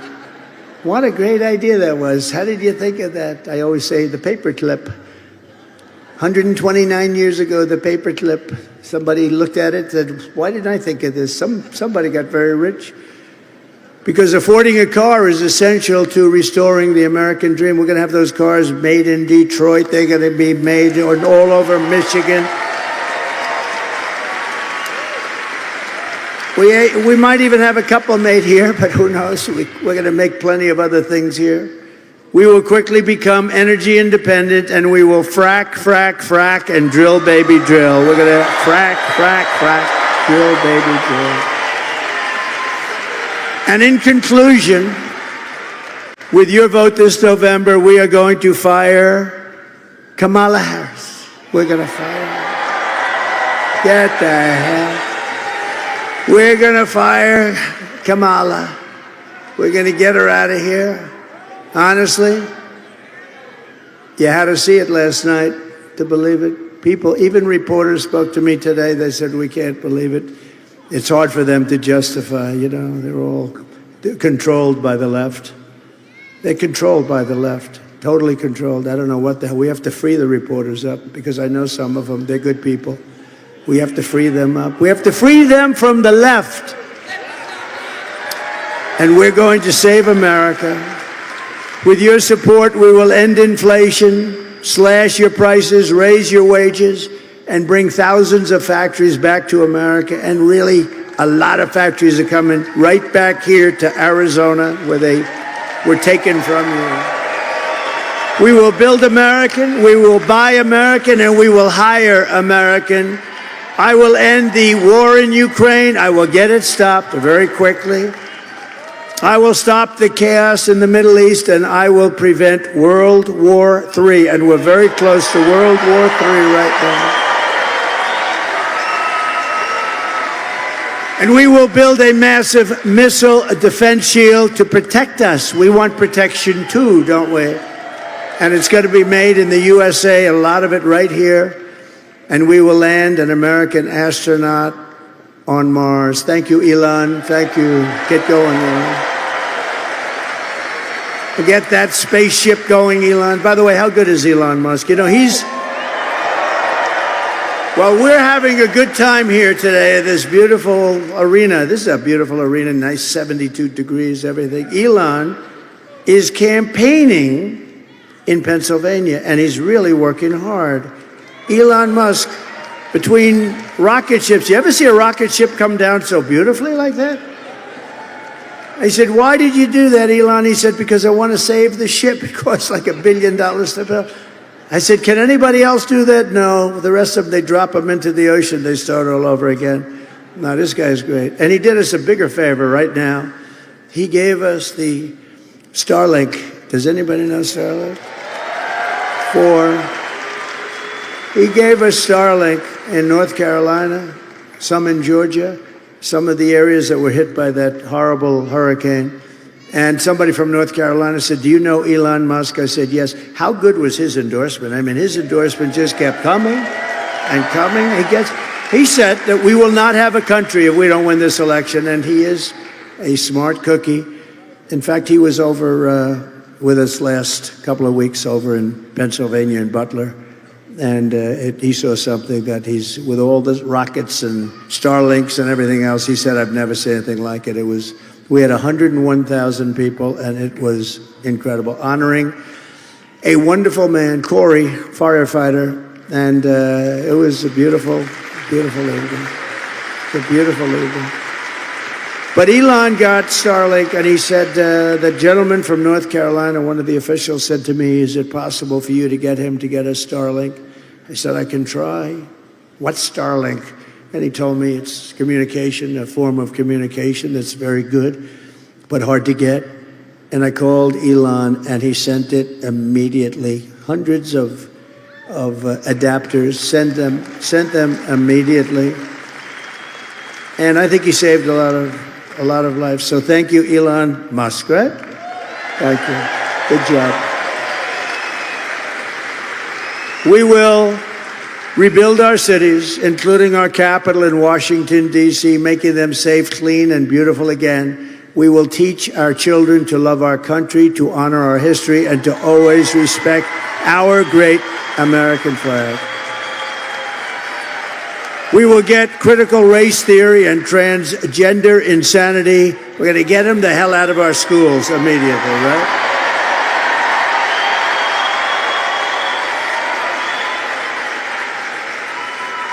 And something I'm always embarrassed to even have to say, it's so crazy. We will keep men out of women's sports. Can you believe it?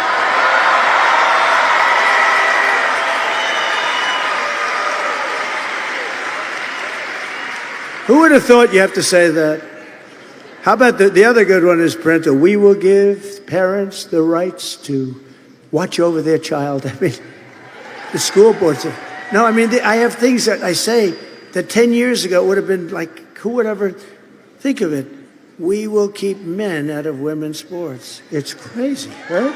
It's crazy. I will defend religious liberty, I will restore free speech, and I will defend the right to keep and bear arms, our Second Amendment.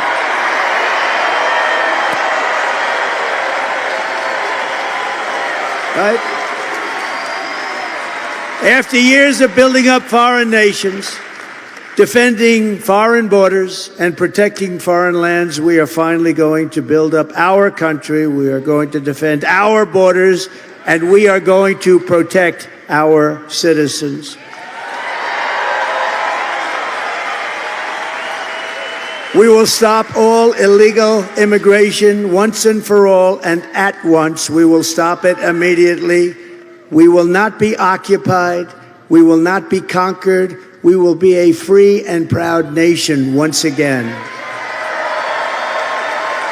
Everyone will prosper. Every family will thrive. And every day will be filled with opportunity, hope, and filled with the American dream again. We're bringing back the American dream. That's what we're going to do.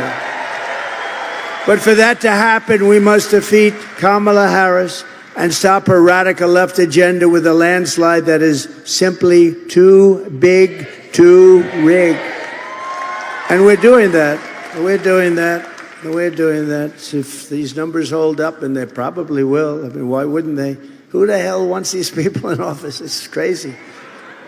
But the numbers are the biggest anyone's ever seen. Even the fake news says that. It's pretty amazing. But we want to wait, and we're watching very studiously. Early voting is underway. Get everyone you know and vote. Just get them, get your friends, say, get over here, you're going to vote. After all we have been through together, we stand on the verge of the 4 greatest years of the history of our country. With your help from now until Election Day, 12 days, is that so much to ask? 12 days. We will redeem America's promise. We will put America first, and we will take back the nation that we love. We're going to take it back from these people that have no idea what they're doing. We are one people, one family, and one glorious nation under God. And we're going to remember God. They don't want to remember God.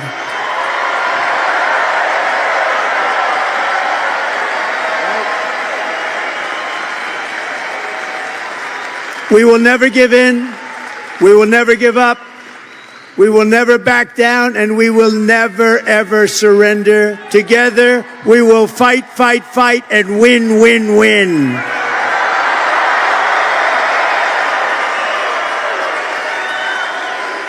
November 5th will be the most important day in the history of our country, and together we will make America powerful again. We will make America wealthy again. We will make America healthy again. Bobby Kennedy. We will make America strong again. Oh, we're going to be strong. We will make America proud again. We will make America safe again. And we will make America great again. Thank you, Arizona. God bless you. Thank you. Thank you. Thank you very much. God bless you. All right, so I read in the chat that some people thought Trump was a little reserved. He wasn't as pumped today. Remember, this guy has gone on the campaign trail now for 50-something days in a row. And I'm thinking he was basically out there, but he was saving himself for tonight. If you saw last night's rally with the turning point and how they brought all the Avengers on stage, and it was just an amazing rally. And this one here, Arizona, he's doing what he has to do. He left out a few things. He didn't show the DEI transformers. Thankfully, I don't have to delete that stuff. But nonetheless, the people, as you can see, are ecstatic. They got to hear from him. So now what he's got to do, he's got to go from Arizona. He's going to take his big old plane over to Las Vegas tonight at 9:30. If you didn't see last night's rally, you're definitely going to want to tune in tonight at 9:30. We got a doubleheader here, so you guys got to be prepared to stay up with me. But I think he's providing some incentive for you to do so. So last night we heard RFK Jr., Tucker, Tulsi, Charlie Kirk. It was just amazing. So tonight he has the all-star lineup as well. That's why I'm going early, because I want to make sure I catch everybody that's going to be on. So he's got Tulsi on tonight. He's got Vivek with him as well. And he's got Kash Patel, which terrifies the Democrats, and also Charlie Kirk again. So he's going to have a big part of the Avengers team will be here tonight at 9:30. Then I just heard that Tucker Carlson, he's doing Rogan on Friday. No times have been released yet. I don't know. I'll let you know as soon as I find out. And then in addition to that, he's going to be basically doing an interview with Tucker on the 31st. And of course, on the 27th is the huge rally in Madison Square Garden, where everything pretty much will get wrapped up. And I've been hearing information, nothing confirmed yet. I've been hearing information that those last couple days, like the 31st, maybe the 1st or so, he may do another huge X space with Elon Musk. And if he does, it'll break the internet. And it's becoming a familiar term with Trump, because he's going to break the internet with Joe Rogan, and then he's going to break the internet with Tucker Carlson, having formerly broke the internet with Elon Musk. And then if he does it again, he will do it all over again to close things out. Meanwhile, Kamala is the opening act for the next couple of nights. She opens for Bruce Springsteen. So if you haven't heard, she had to pay, what's her name, Lizzo, $2.3 million.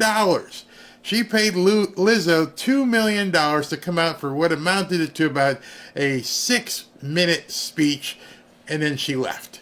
And so tonight, I can't even imagine how much she's paying Bruce Springsteen, and then he's going to come out there after she does her opening act, and hopefully she goes first, because if he goes first and then she tries to come on afterwards, they're going to have an empty arena. People are going for Bruce Springsteen, those of you who still like Bruce Springsteen. If he kept his mouth shut, I'd be looking to buy tickets as well. But nah, he want to be an idiot, so I ain't got no time for you, Bruce. So let's continue with this interview before we close out tonight. Go back to finishing off with Kamala Harris. In the migrant population, how will you ensure that every immigrant is integrated into American society safely? What benefits and subsidies will you provide them with, and how long will these benefits and subsidies last for an individual? Most importantly, will the American citizens' taxes pay for these benefits and subsidies, and if so, how much money will be allocated? Well, thank you, Jackson. Let's start with this. America's immigration system is broken, and it needs to be fixed, and it's been broken for a long time. And part of what we need to do is always prioritize what we need to do to strengthen our border. I will tell you, I'm the only person. She's very good at trying to throw you off and not answer the question, and hopefully you'll forget what the question was. This gentleman says, how are you going to pay for all this? In this race, among the two choices that voters have, I've personally prosecuted transnational criminal organizations in the trafficking of guns, drugs, and human beings. I have spent a significant part of my career making sure that our border is secure and that we do not allow criminals in. She has spent a significant part of her career making sure our border is secure. You mean like the last 4 years? So you're telling this kid who has a question about how you're going to pay for it, your answer to him is, I've spent a significant part of my career making sure the border's secure, which every person watching this show on CNN had to realize, man, this woman's so full of it. And we don't allow that kind of trafficking to happen and come into our country. I don't know, maybe ask the 325,000 kids and women that you can't account for. I guess they weren't part of that, protection that you say you can provide. And as my opponent has proven himself, he would prefer to run on the problem instead of fix the problem. Notice she never answered the question. That became a common theme in this entirety of this CNN interview that you guys hopefully didn't have to sit through for an hour. She just would say, hey, is your shirt red? Well, let me just tell you, I come from a small town, and she never comes back and answers the question. Prices have gone up quite a bit in the last 4 years. Yeah. And some people blame former President Trump. Some people... Who blames Trump for grocery prices that went up in the last 4 years? What in the hell is this dude talking about? People blame President Biden. Who would you say is correct, and what would you do to bring prices down for Americans? So this is a complete layup. So they planted this question, obviously, because nobody blames Trump for the prices of groceries and gas for the last 4 years. So now, even that they planted this, and this guy has tossed her a softball, watch how she misses this one. Thank you, Eric, and you're absolutely right. You know it, I know it, I think most Americans know it. Price of groceries is still too high. And we need to address it in a number of ways. So the quick answer, what do you mean we need to address it? You're the vice president right now. You've been vice president for 4 years. The other guy who's wandering around the White House looking for ice cream, he's been there for 4 years. Now you want to address this.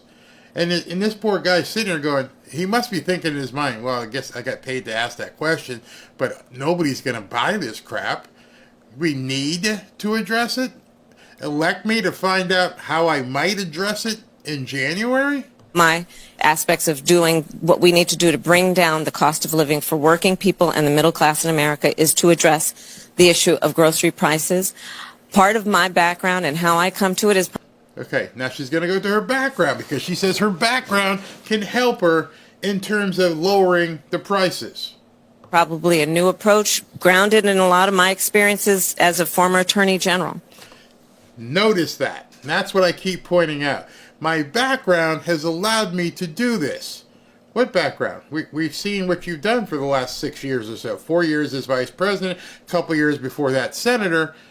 She leapfrogged from, basically she went back to the future.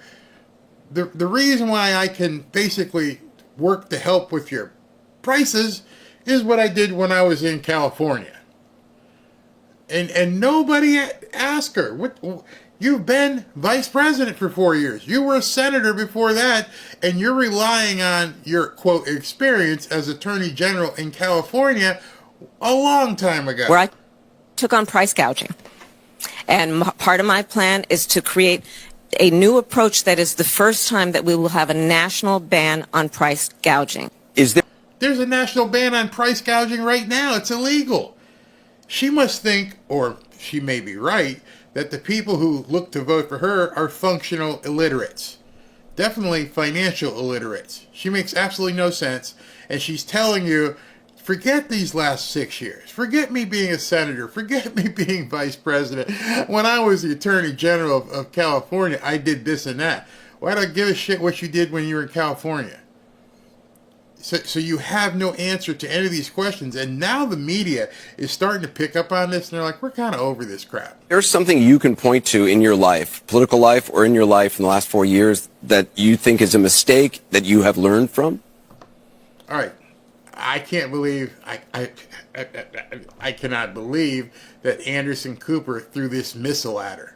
I mean, basically, he went with a intercontinental ballistic missile. He fired it right at her chest. Is there anything in the last 4 years that you regret, you made a mistake with? He put her directly on the spot. This is a question you can't dodge. All of us can point to mistakes that we made in the last 4 years. But what he unfortunately did is trapped her. And I don't think she ever saw this coming on CNN, that she would have to basically publicly admit screwing up in the last 4 years, which, of course, she's not going to do. I mean, I've made many mistakes. So you made many mistakes in the last 4 years. Okay, thank you. And they range. She doesn't know what to say. From, if you've ever parented a child, you make lots of mistakes too.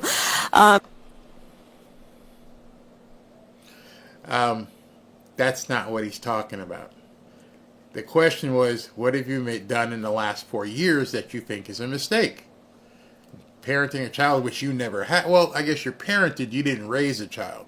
In my role as vice president, I mean, I've probably worked very hard at making sure that I am well versed on issues. And what issues? And what was the mistake you made on those issues? See, the question, he didn't ask you what you were well versed on. What mistakes have you made? I think that is very important. It's a mistake not to be well versed on an issue and feel compelled to answer a question. Would you be At that point, they should have just pulled the curtain down. She's done. She's done. Absolutely done. Be in favor of expanding the court to say 12, so each justice has only one circuit court other than Chief Justice to assist in making judgments more balanced.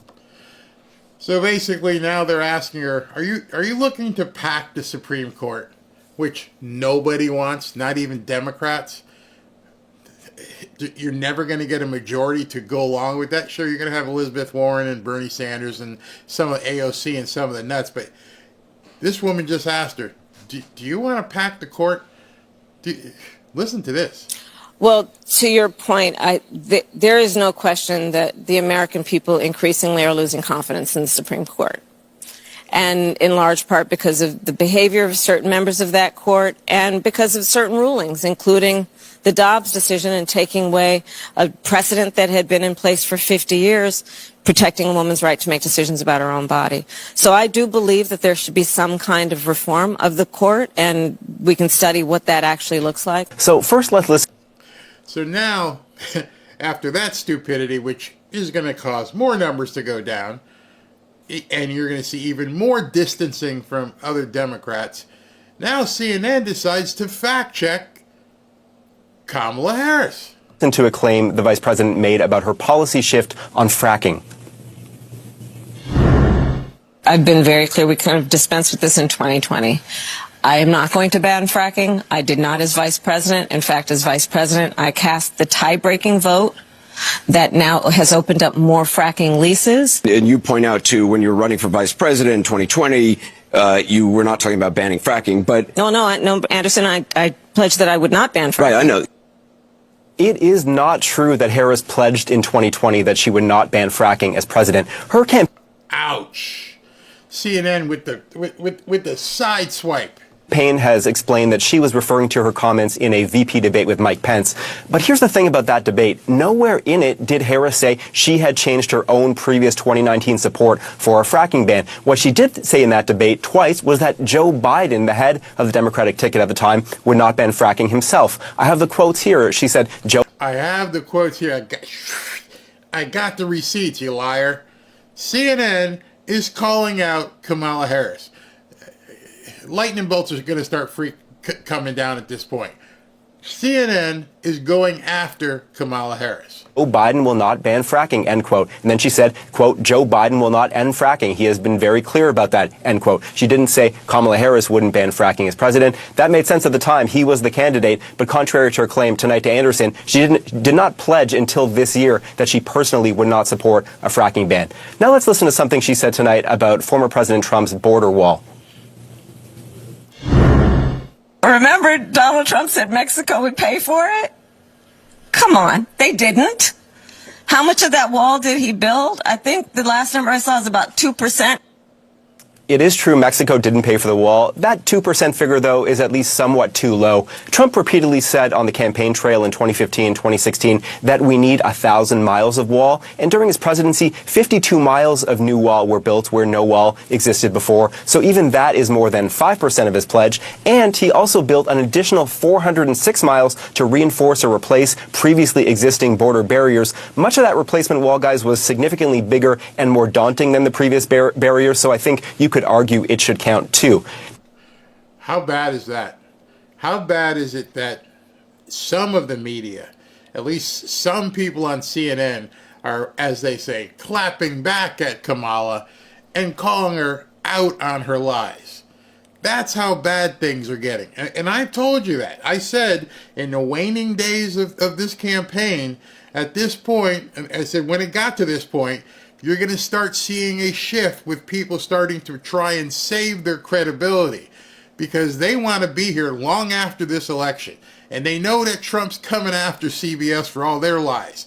And so now you're going to start seeing some people who understand that their livelihood beyond November 5th is going to basically depend upon some of their credibility being restored. And so now, 10, 12 days out from the election, that's what's Now, finally, happening. let's play something the vice president said about Trump's 2017 tax cuts. Sadly, Donald Trump, when he was president, gave tax cuts to the richest, to billionaires and big corporations, which added trillions of dollars to our deficit. It is absolutely true that, according to independent analysts, the wealthiest Americans got the biggest benefits from those Trump tax cuts. You mean the people who pay the biggest amount? See, they always leave that part out. If you're paying more, then you're going to receive more of a benefit.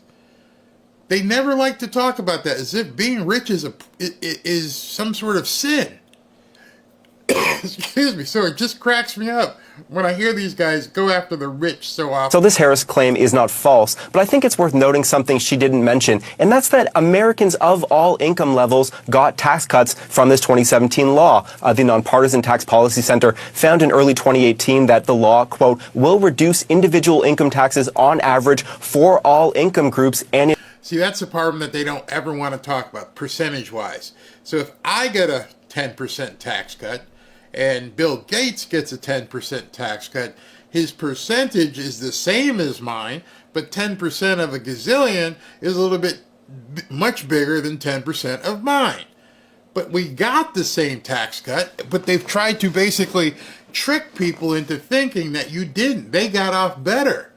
And then, of course, then they go with that whole fair share unicorn, which doesn't exist. In all states, the think tank estimated that about 65% of households would get a tax cut in 2018, and 65% of households will get a tax cut, which means it's probably almost everybody who's actually paying taxes.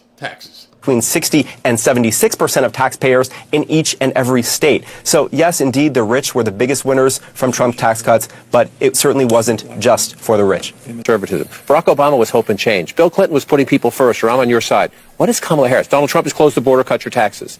Right? That's how people process it. What is Kamala Harris? That's why I don't think, I don't, if the ellipse speech ultimately is another kind of reference to January 6th, and that's it, I think that would be a huge mistake, because that's not the territory that this election is being decided on. Right now, the voters who are not sure what they're going to do, they probably don't like Donald Trump very much. But to your point, Jake, they need to understand that she is a sturdy leader. Yeah, that's a bridge too far, Abby. A sturdy leader. She hasn't led anything by her own admission. Hey, you know, what I did back in California, because I ain't done shit since I've been vice president. Where's the leading part? Want to believe that she can be president, that she can handle what the presidency comes with. And there is something about, you know, if you are going to do this, if you're going to create a symbolic moment to show that you are in the space that represents American democracy, that's a good point to make. But she has to convince people that she has the gravitas for the job. And for some voters, for all kinds of different reasons, some of it's sexism, some of it's other things. I hate when they try to say that it's sexism because you can look at this person and go, yeah, she ain't gonna cut it. No, you can look at her. It's not sexism. I wouldn't mind seeing Tulsi Gabbard as possibly a president. I think Carrie Lake could probably be strong. I think Sarah Huckabee Sanders could be a strong president. It's not about the sexism. It's about this woman has admitted she's done nothing as the vice president. Voters, that is still an unanswered question. Yeah, and also they want to know, what is she going to do for me? Yeah. CNN is bailing on her. Milk is $7 a gallon. Absolutely. Can she handle those economic challenges? Right, exactly. Everyone's staring. Well, I'll just tell you what I'm hearing from people who I have been talking to, and that is that if her goal was to close the deal, they're not sure she did that. And, you know, some people have asked, is she being held to a different standard? Maybe, but that's maybe the world that she's living in. And on the question of who she is, people are understanding that a little bit more, but what she will do, the question about her legislative priorities, name one, there wasn't one. You know, some more of her personality and her sort of character questions about your weaknesses or what mistakes did you make? Not necessarily the answers there. Do you think, Don? Okay. Is she being held to a different standard? Hey, Dana, the answer to that question is hell yes, she's being held to a different standard. It's the standard you allowed her to obtain. She is, in my lifetime, the first person who has ever run for president who never received a single primary vote. That is the different standard. Nobody else has been allowed to do that. You booted Dementia Joe, which she said he's fine. So you need to take that into account. So if she says he's fine, everything's great with him, he just decided to walk away, whatever reason you want to use, her different standard was created by the media and the Democrat Party. Of course you're going to hold her to a higher standard. She hasn't done anything. She hasn't earned a single vote. She is a media creation, a complete puppet, a mirage, and she's really stupid. I know I didn't want to say it. She appears really stupid. I'll say it that way. So I want you to hear this next exchange that she has with Anderson Cooper, and I want you to listen to the video that plays after. I'm not going to interrupt. I want you guys to hear this. It's like 60 seconds. Trump is a fascist? Yes, I do. Yes, I do. And I also believe that the people who know him best on this subject should be trusted. In 1943, the following directive was issued from party headquarters to all communists in the United States. It read, "When certain obstructionists become too irritating, label them after suitable build-ups as fascist or Nazi or anti-Semitic, and use the prestige of anti-fascist and tolerance organizations to discredit them. In the public mind, constantly associate those who oppose us with those names which already have a bad smell. The association will, after enough repetition, become fact in the public mind." Some voters, though, might ask, you've been in the White House for 4 years, you were vice president, not the president, but why wasn't any of that done for the last 4 years? Well, there was a lot that was done, but there's more to do, Anderson. And I'm pointing out things that need to be done, that haven't been done, but need to be done. You know, my grade school teacher would have just given her an F. You use the same word 4 times in one sentence. You know, there's still stuff to be done because we've got to do it. And, you know, we're going to get these things done because it has to get done. That word salad that she constantly vomits is indicative of a mind that can't process thought. I don't know how she was an attorney. I have no idea how that woman was an attorney. Makes no sense. But that clip that you saw from the 1940s says everything about the Democrat Party today. They are running the same playbook all over again, decades and decades and decades later. Try to brand somebody something, make it so horrible that they start associating the thing they know they hate with the person that you're labeling. And you just, say everything you can at every opportunity. Yeah, he's a fascist. Yeah, he's Hitler. Yeah, he's going to lock people up. He's going to do it. Meanwhile, you're doing that. Meanwhile, your regime is doing exactly what you're accusing Trump of that he's going to do. But your audience doesn't understand that and doesn't care because they've been brainwashed, they've been basically gaslit, and at this point, they're buying it all. But thankfully, enough Americans aren't buying it. I can't wait to see her face when Trump wins. She will have a fit for sure. Yeah, I think we're going to see a repeat of 2016 when Hillary couldn't even come out. When Hillary could not even come out and concede.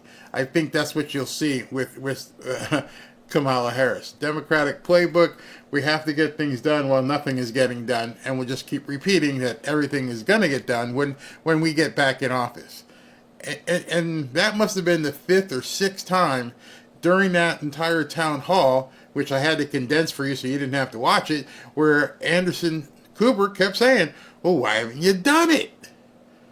You've been running for president since July, since they installed you, and you haven't done anything since then. And no one in her campaign, not when they go on television, nobody can answer that question. We know the answer. The answer is obviously they don't want to fix things. They probably still flying people in. I don't know. I don't see the planes. But we see what happened in Springfield, Ohio, and in that small town in Alabama. They know exactly what they're doing. They're going to continue doing it and through inauguration. And then starting up in probably November 6th when Trump wins, here come all the lawsuits marching into every single court they possibly can, which is why Trump is saying vote early, make this thing basically unriggable on the front end. If there's only 20,000 people left to vote and you're down by 100, there ain't much you can do to manufacture that. It ain't gonna be there. And so then what are they gonna do? I have no idea. I am a Navy vet and a doctor, Hispanic woman, and this woman makes me so sick to be affiliated. Yeah, don't put it on yourself. I mean, she's disgusting. Barry brings the best with the real stuff receipts. It's all out there. I just try to, basically compile it and put it together for you guys so you can see some of the stuff that's out there. And that last clip of the man talking from, 1940 or whatever, that was put up by Dan Scavino. Dan Scavino, if you guys are in our private group, I show you some of the people who to follow. Just go here, fanfareshop.org/group. We're rapidly approaching 6,000 people in this group. I'm so excited that so many people have wanted to join. And what you're going to see there isn't just me talking.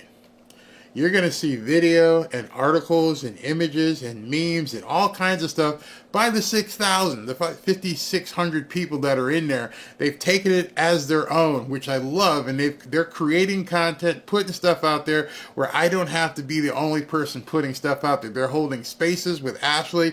They're doing morning coffee routines where they're all talking. You'll love it. Get over there and join it. So before I go, I got to go ahead and look at the super chats because we got a long night. We got to go eat some dinner, take a nap, come on back for the big rally tonight. It's going to be a lot of fun with all these different speakers. It's going to be, just awesome. Let me go ahead and take in the super chats right now. Hold on one second, everybody. And then I got something special to show you. We have a new Well, you'll see. A new outro. All right, so where am I? Moving to this camera, moving over here. Here we go. Right off the bat, let me just jump up here and Club 1852 again. Thank you, thank you, thank you. 12 more days, can't wait. MAGA Red Wave coming. God, please protect our president. Love your shows, Barry. Thanks for all you do. Thank you very much, Club 1852. Joy Kirkland, my ex-husband had a book that he had gotten from an ex-IRS guy, and I read where it literally said that it was only supposed to be for 2 years to support the war. Those of you who may have come in later, I had mentioned that I felt like Trump was leaning towards abolishing the income tax. Well, it's now out there. It's everywhere on X. New York Times wrote an article about it. Trump is considering doing away with income tax. Ernest Walker, thank you. Support American products, American farmers, and American ranchers. Absolutely. Kathleen Berry, love learning from you. Enjoy watching daily. Finally got to listen to common sense and logical analysis. Thank you very much. El Martinez, if you don't work now, nor will you eat or respect what's on your plate. Absolutely. Kurt Vance, thank you. Big Cat, brother. Barry, do you ever do political out-of-state donations? I've been wanting to do more. Thank you for your great community work and digital world. Not political. Worked with Samaritan's Purse. But go ahead and DM me and let me know what you have in mind.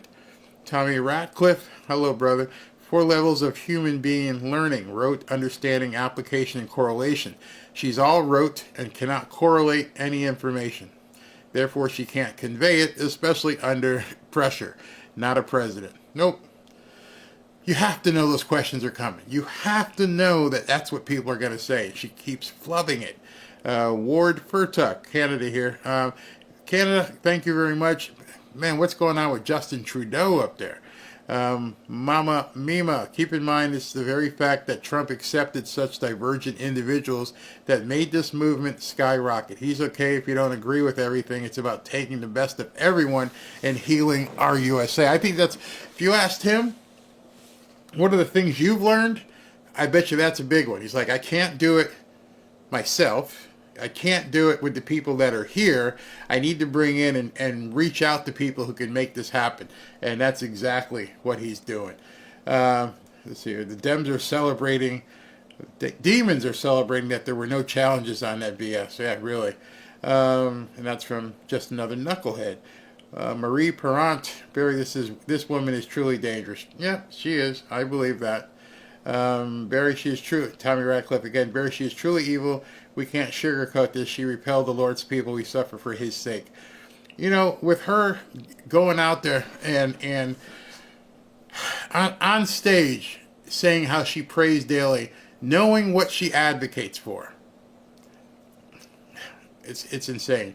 Moshe G. Harris identifies as a Baptist, not as a Hindu or not even a Reformed Jew. Chris, thanks, Barry, Robin, Ashley, Midas, and Mods. Midas is chilling over there, just sleeping again. Charlene Bates, thank you. Miss Fabulous, I hate when Kamala things come on Arizona radio. Trump wants 60% tariffs on China. It'll be more expensive to buy stuff from China. Don't buy Chinese stuff. There you go. There you go. Wanda L. You know what would be a good thing for people to begin looking at too? Especially, I mean, to this day, Robin has certain craft stores that she goes to around town, and certain secondhand stores. Which we live in Boca, so a secondhand store in Boca is like a luxury item in most other areas, and you don't have to spend what you don't have. You can buy things from these stores. What did I just do there? Patrast. What happened? I clicked the wrong button. Let me go back up the top here. Oh, okay, here we go. Charlene, Chris, yeah, I saw that. Miss Fabulous, Wanda, Patras, California here voting Trump, the Constitution. Absolutely. Nicholas Lamonicus, hey brother. Thanks, Barry. What are the latest numbers? You want me to show that? And T. Mallet, thank you very much. So the latest numbers, which I'm thinking that he's talking about Polymarket, because the other numbers, you know, they're just out there. Nothing's changing. He's destroying her. It's 63.7 to 36.4. She's not closing the gap at all. At all. It's over. It's absolutely over. All right, so don't forget well, first of all, don't forget to join the group, fanfareshop.org/group to join us over on Twitter. And don't forget, tonight at 9:30, I go live with the Las Vegas rally with Vivek, Tulsi, and Charlie Kirk. Talk to you guys 9:30 tonight. Get some rest.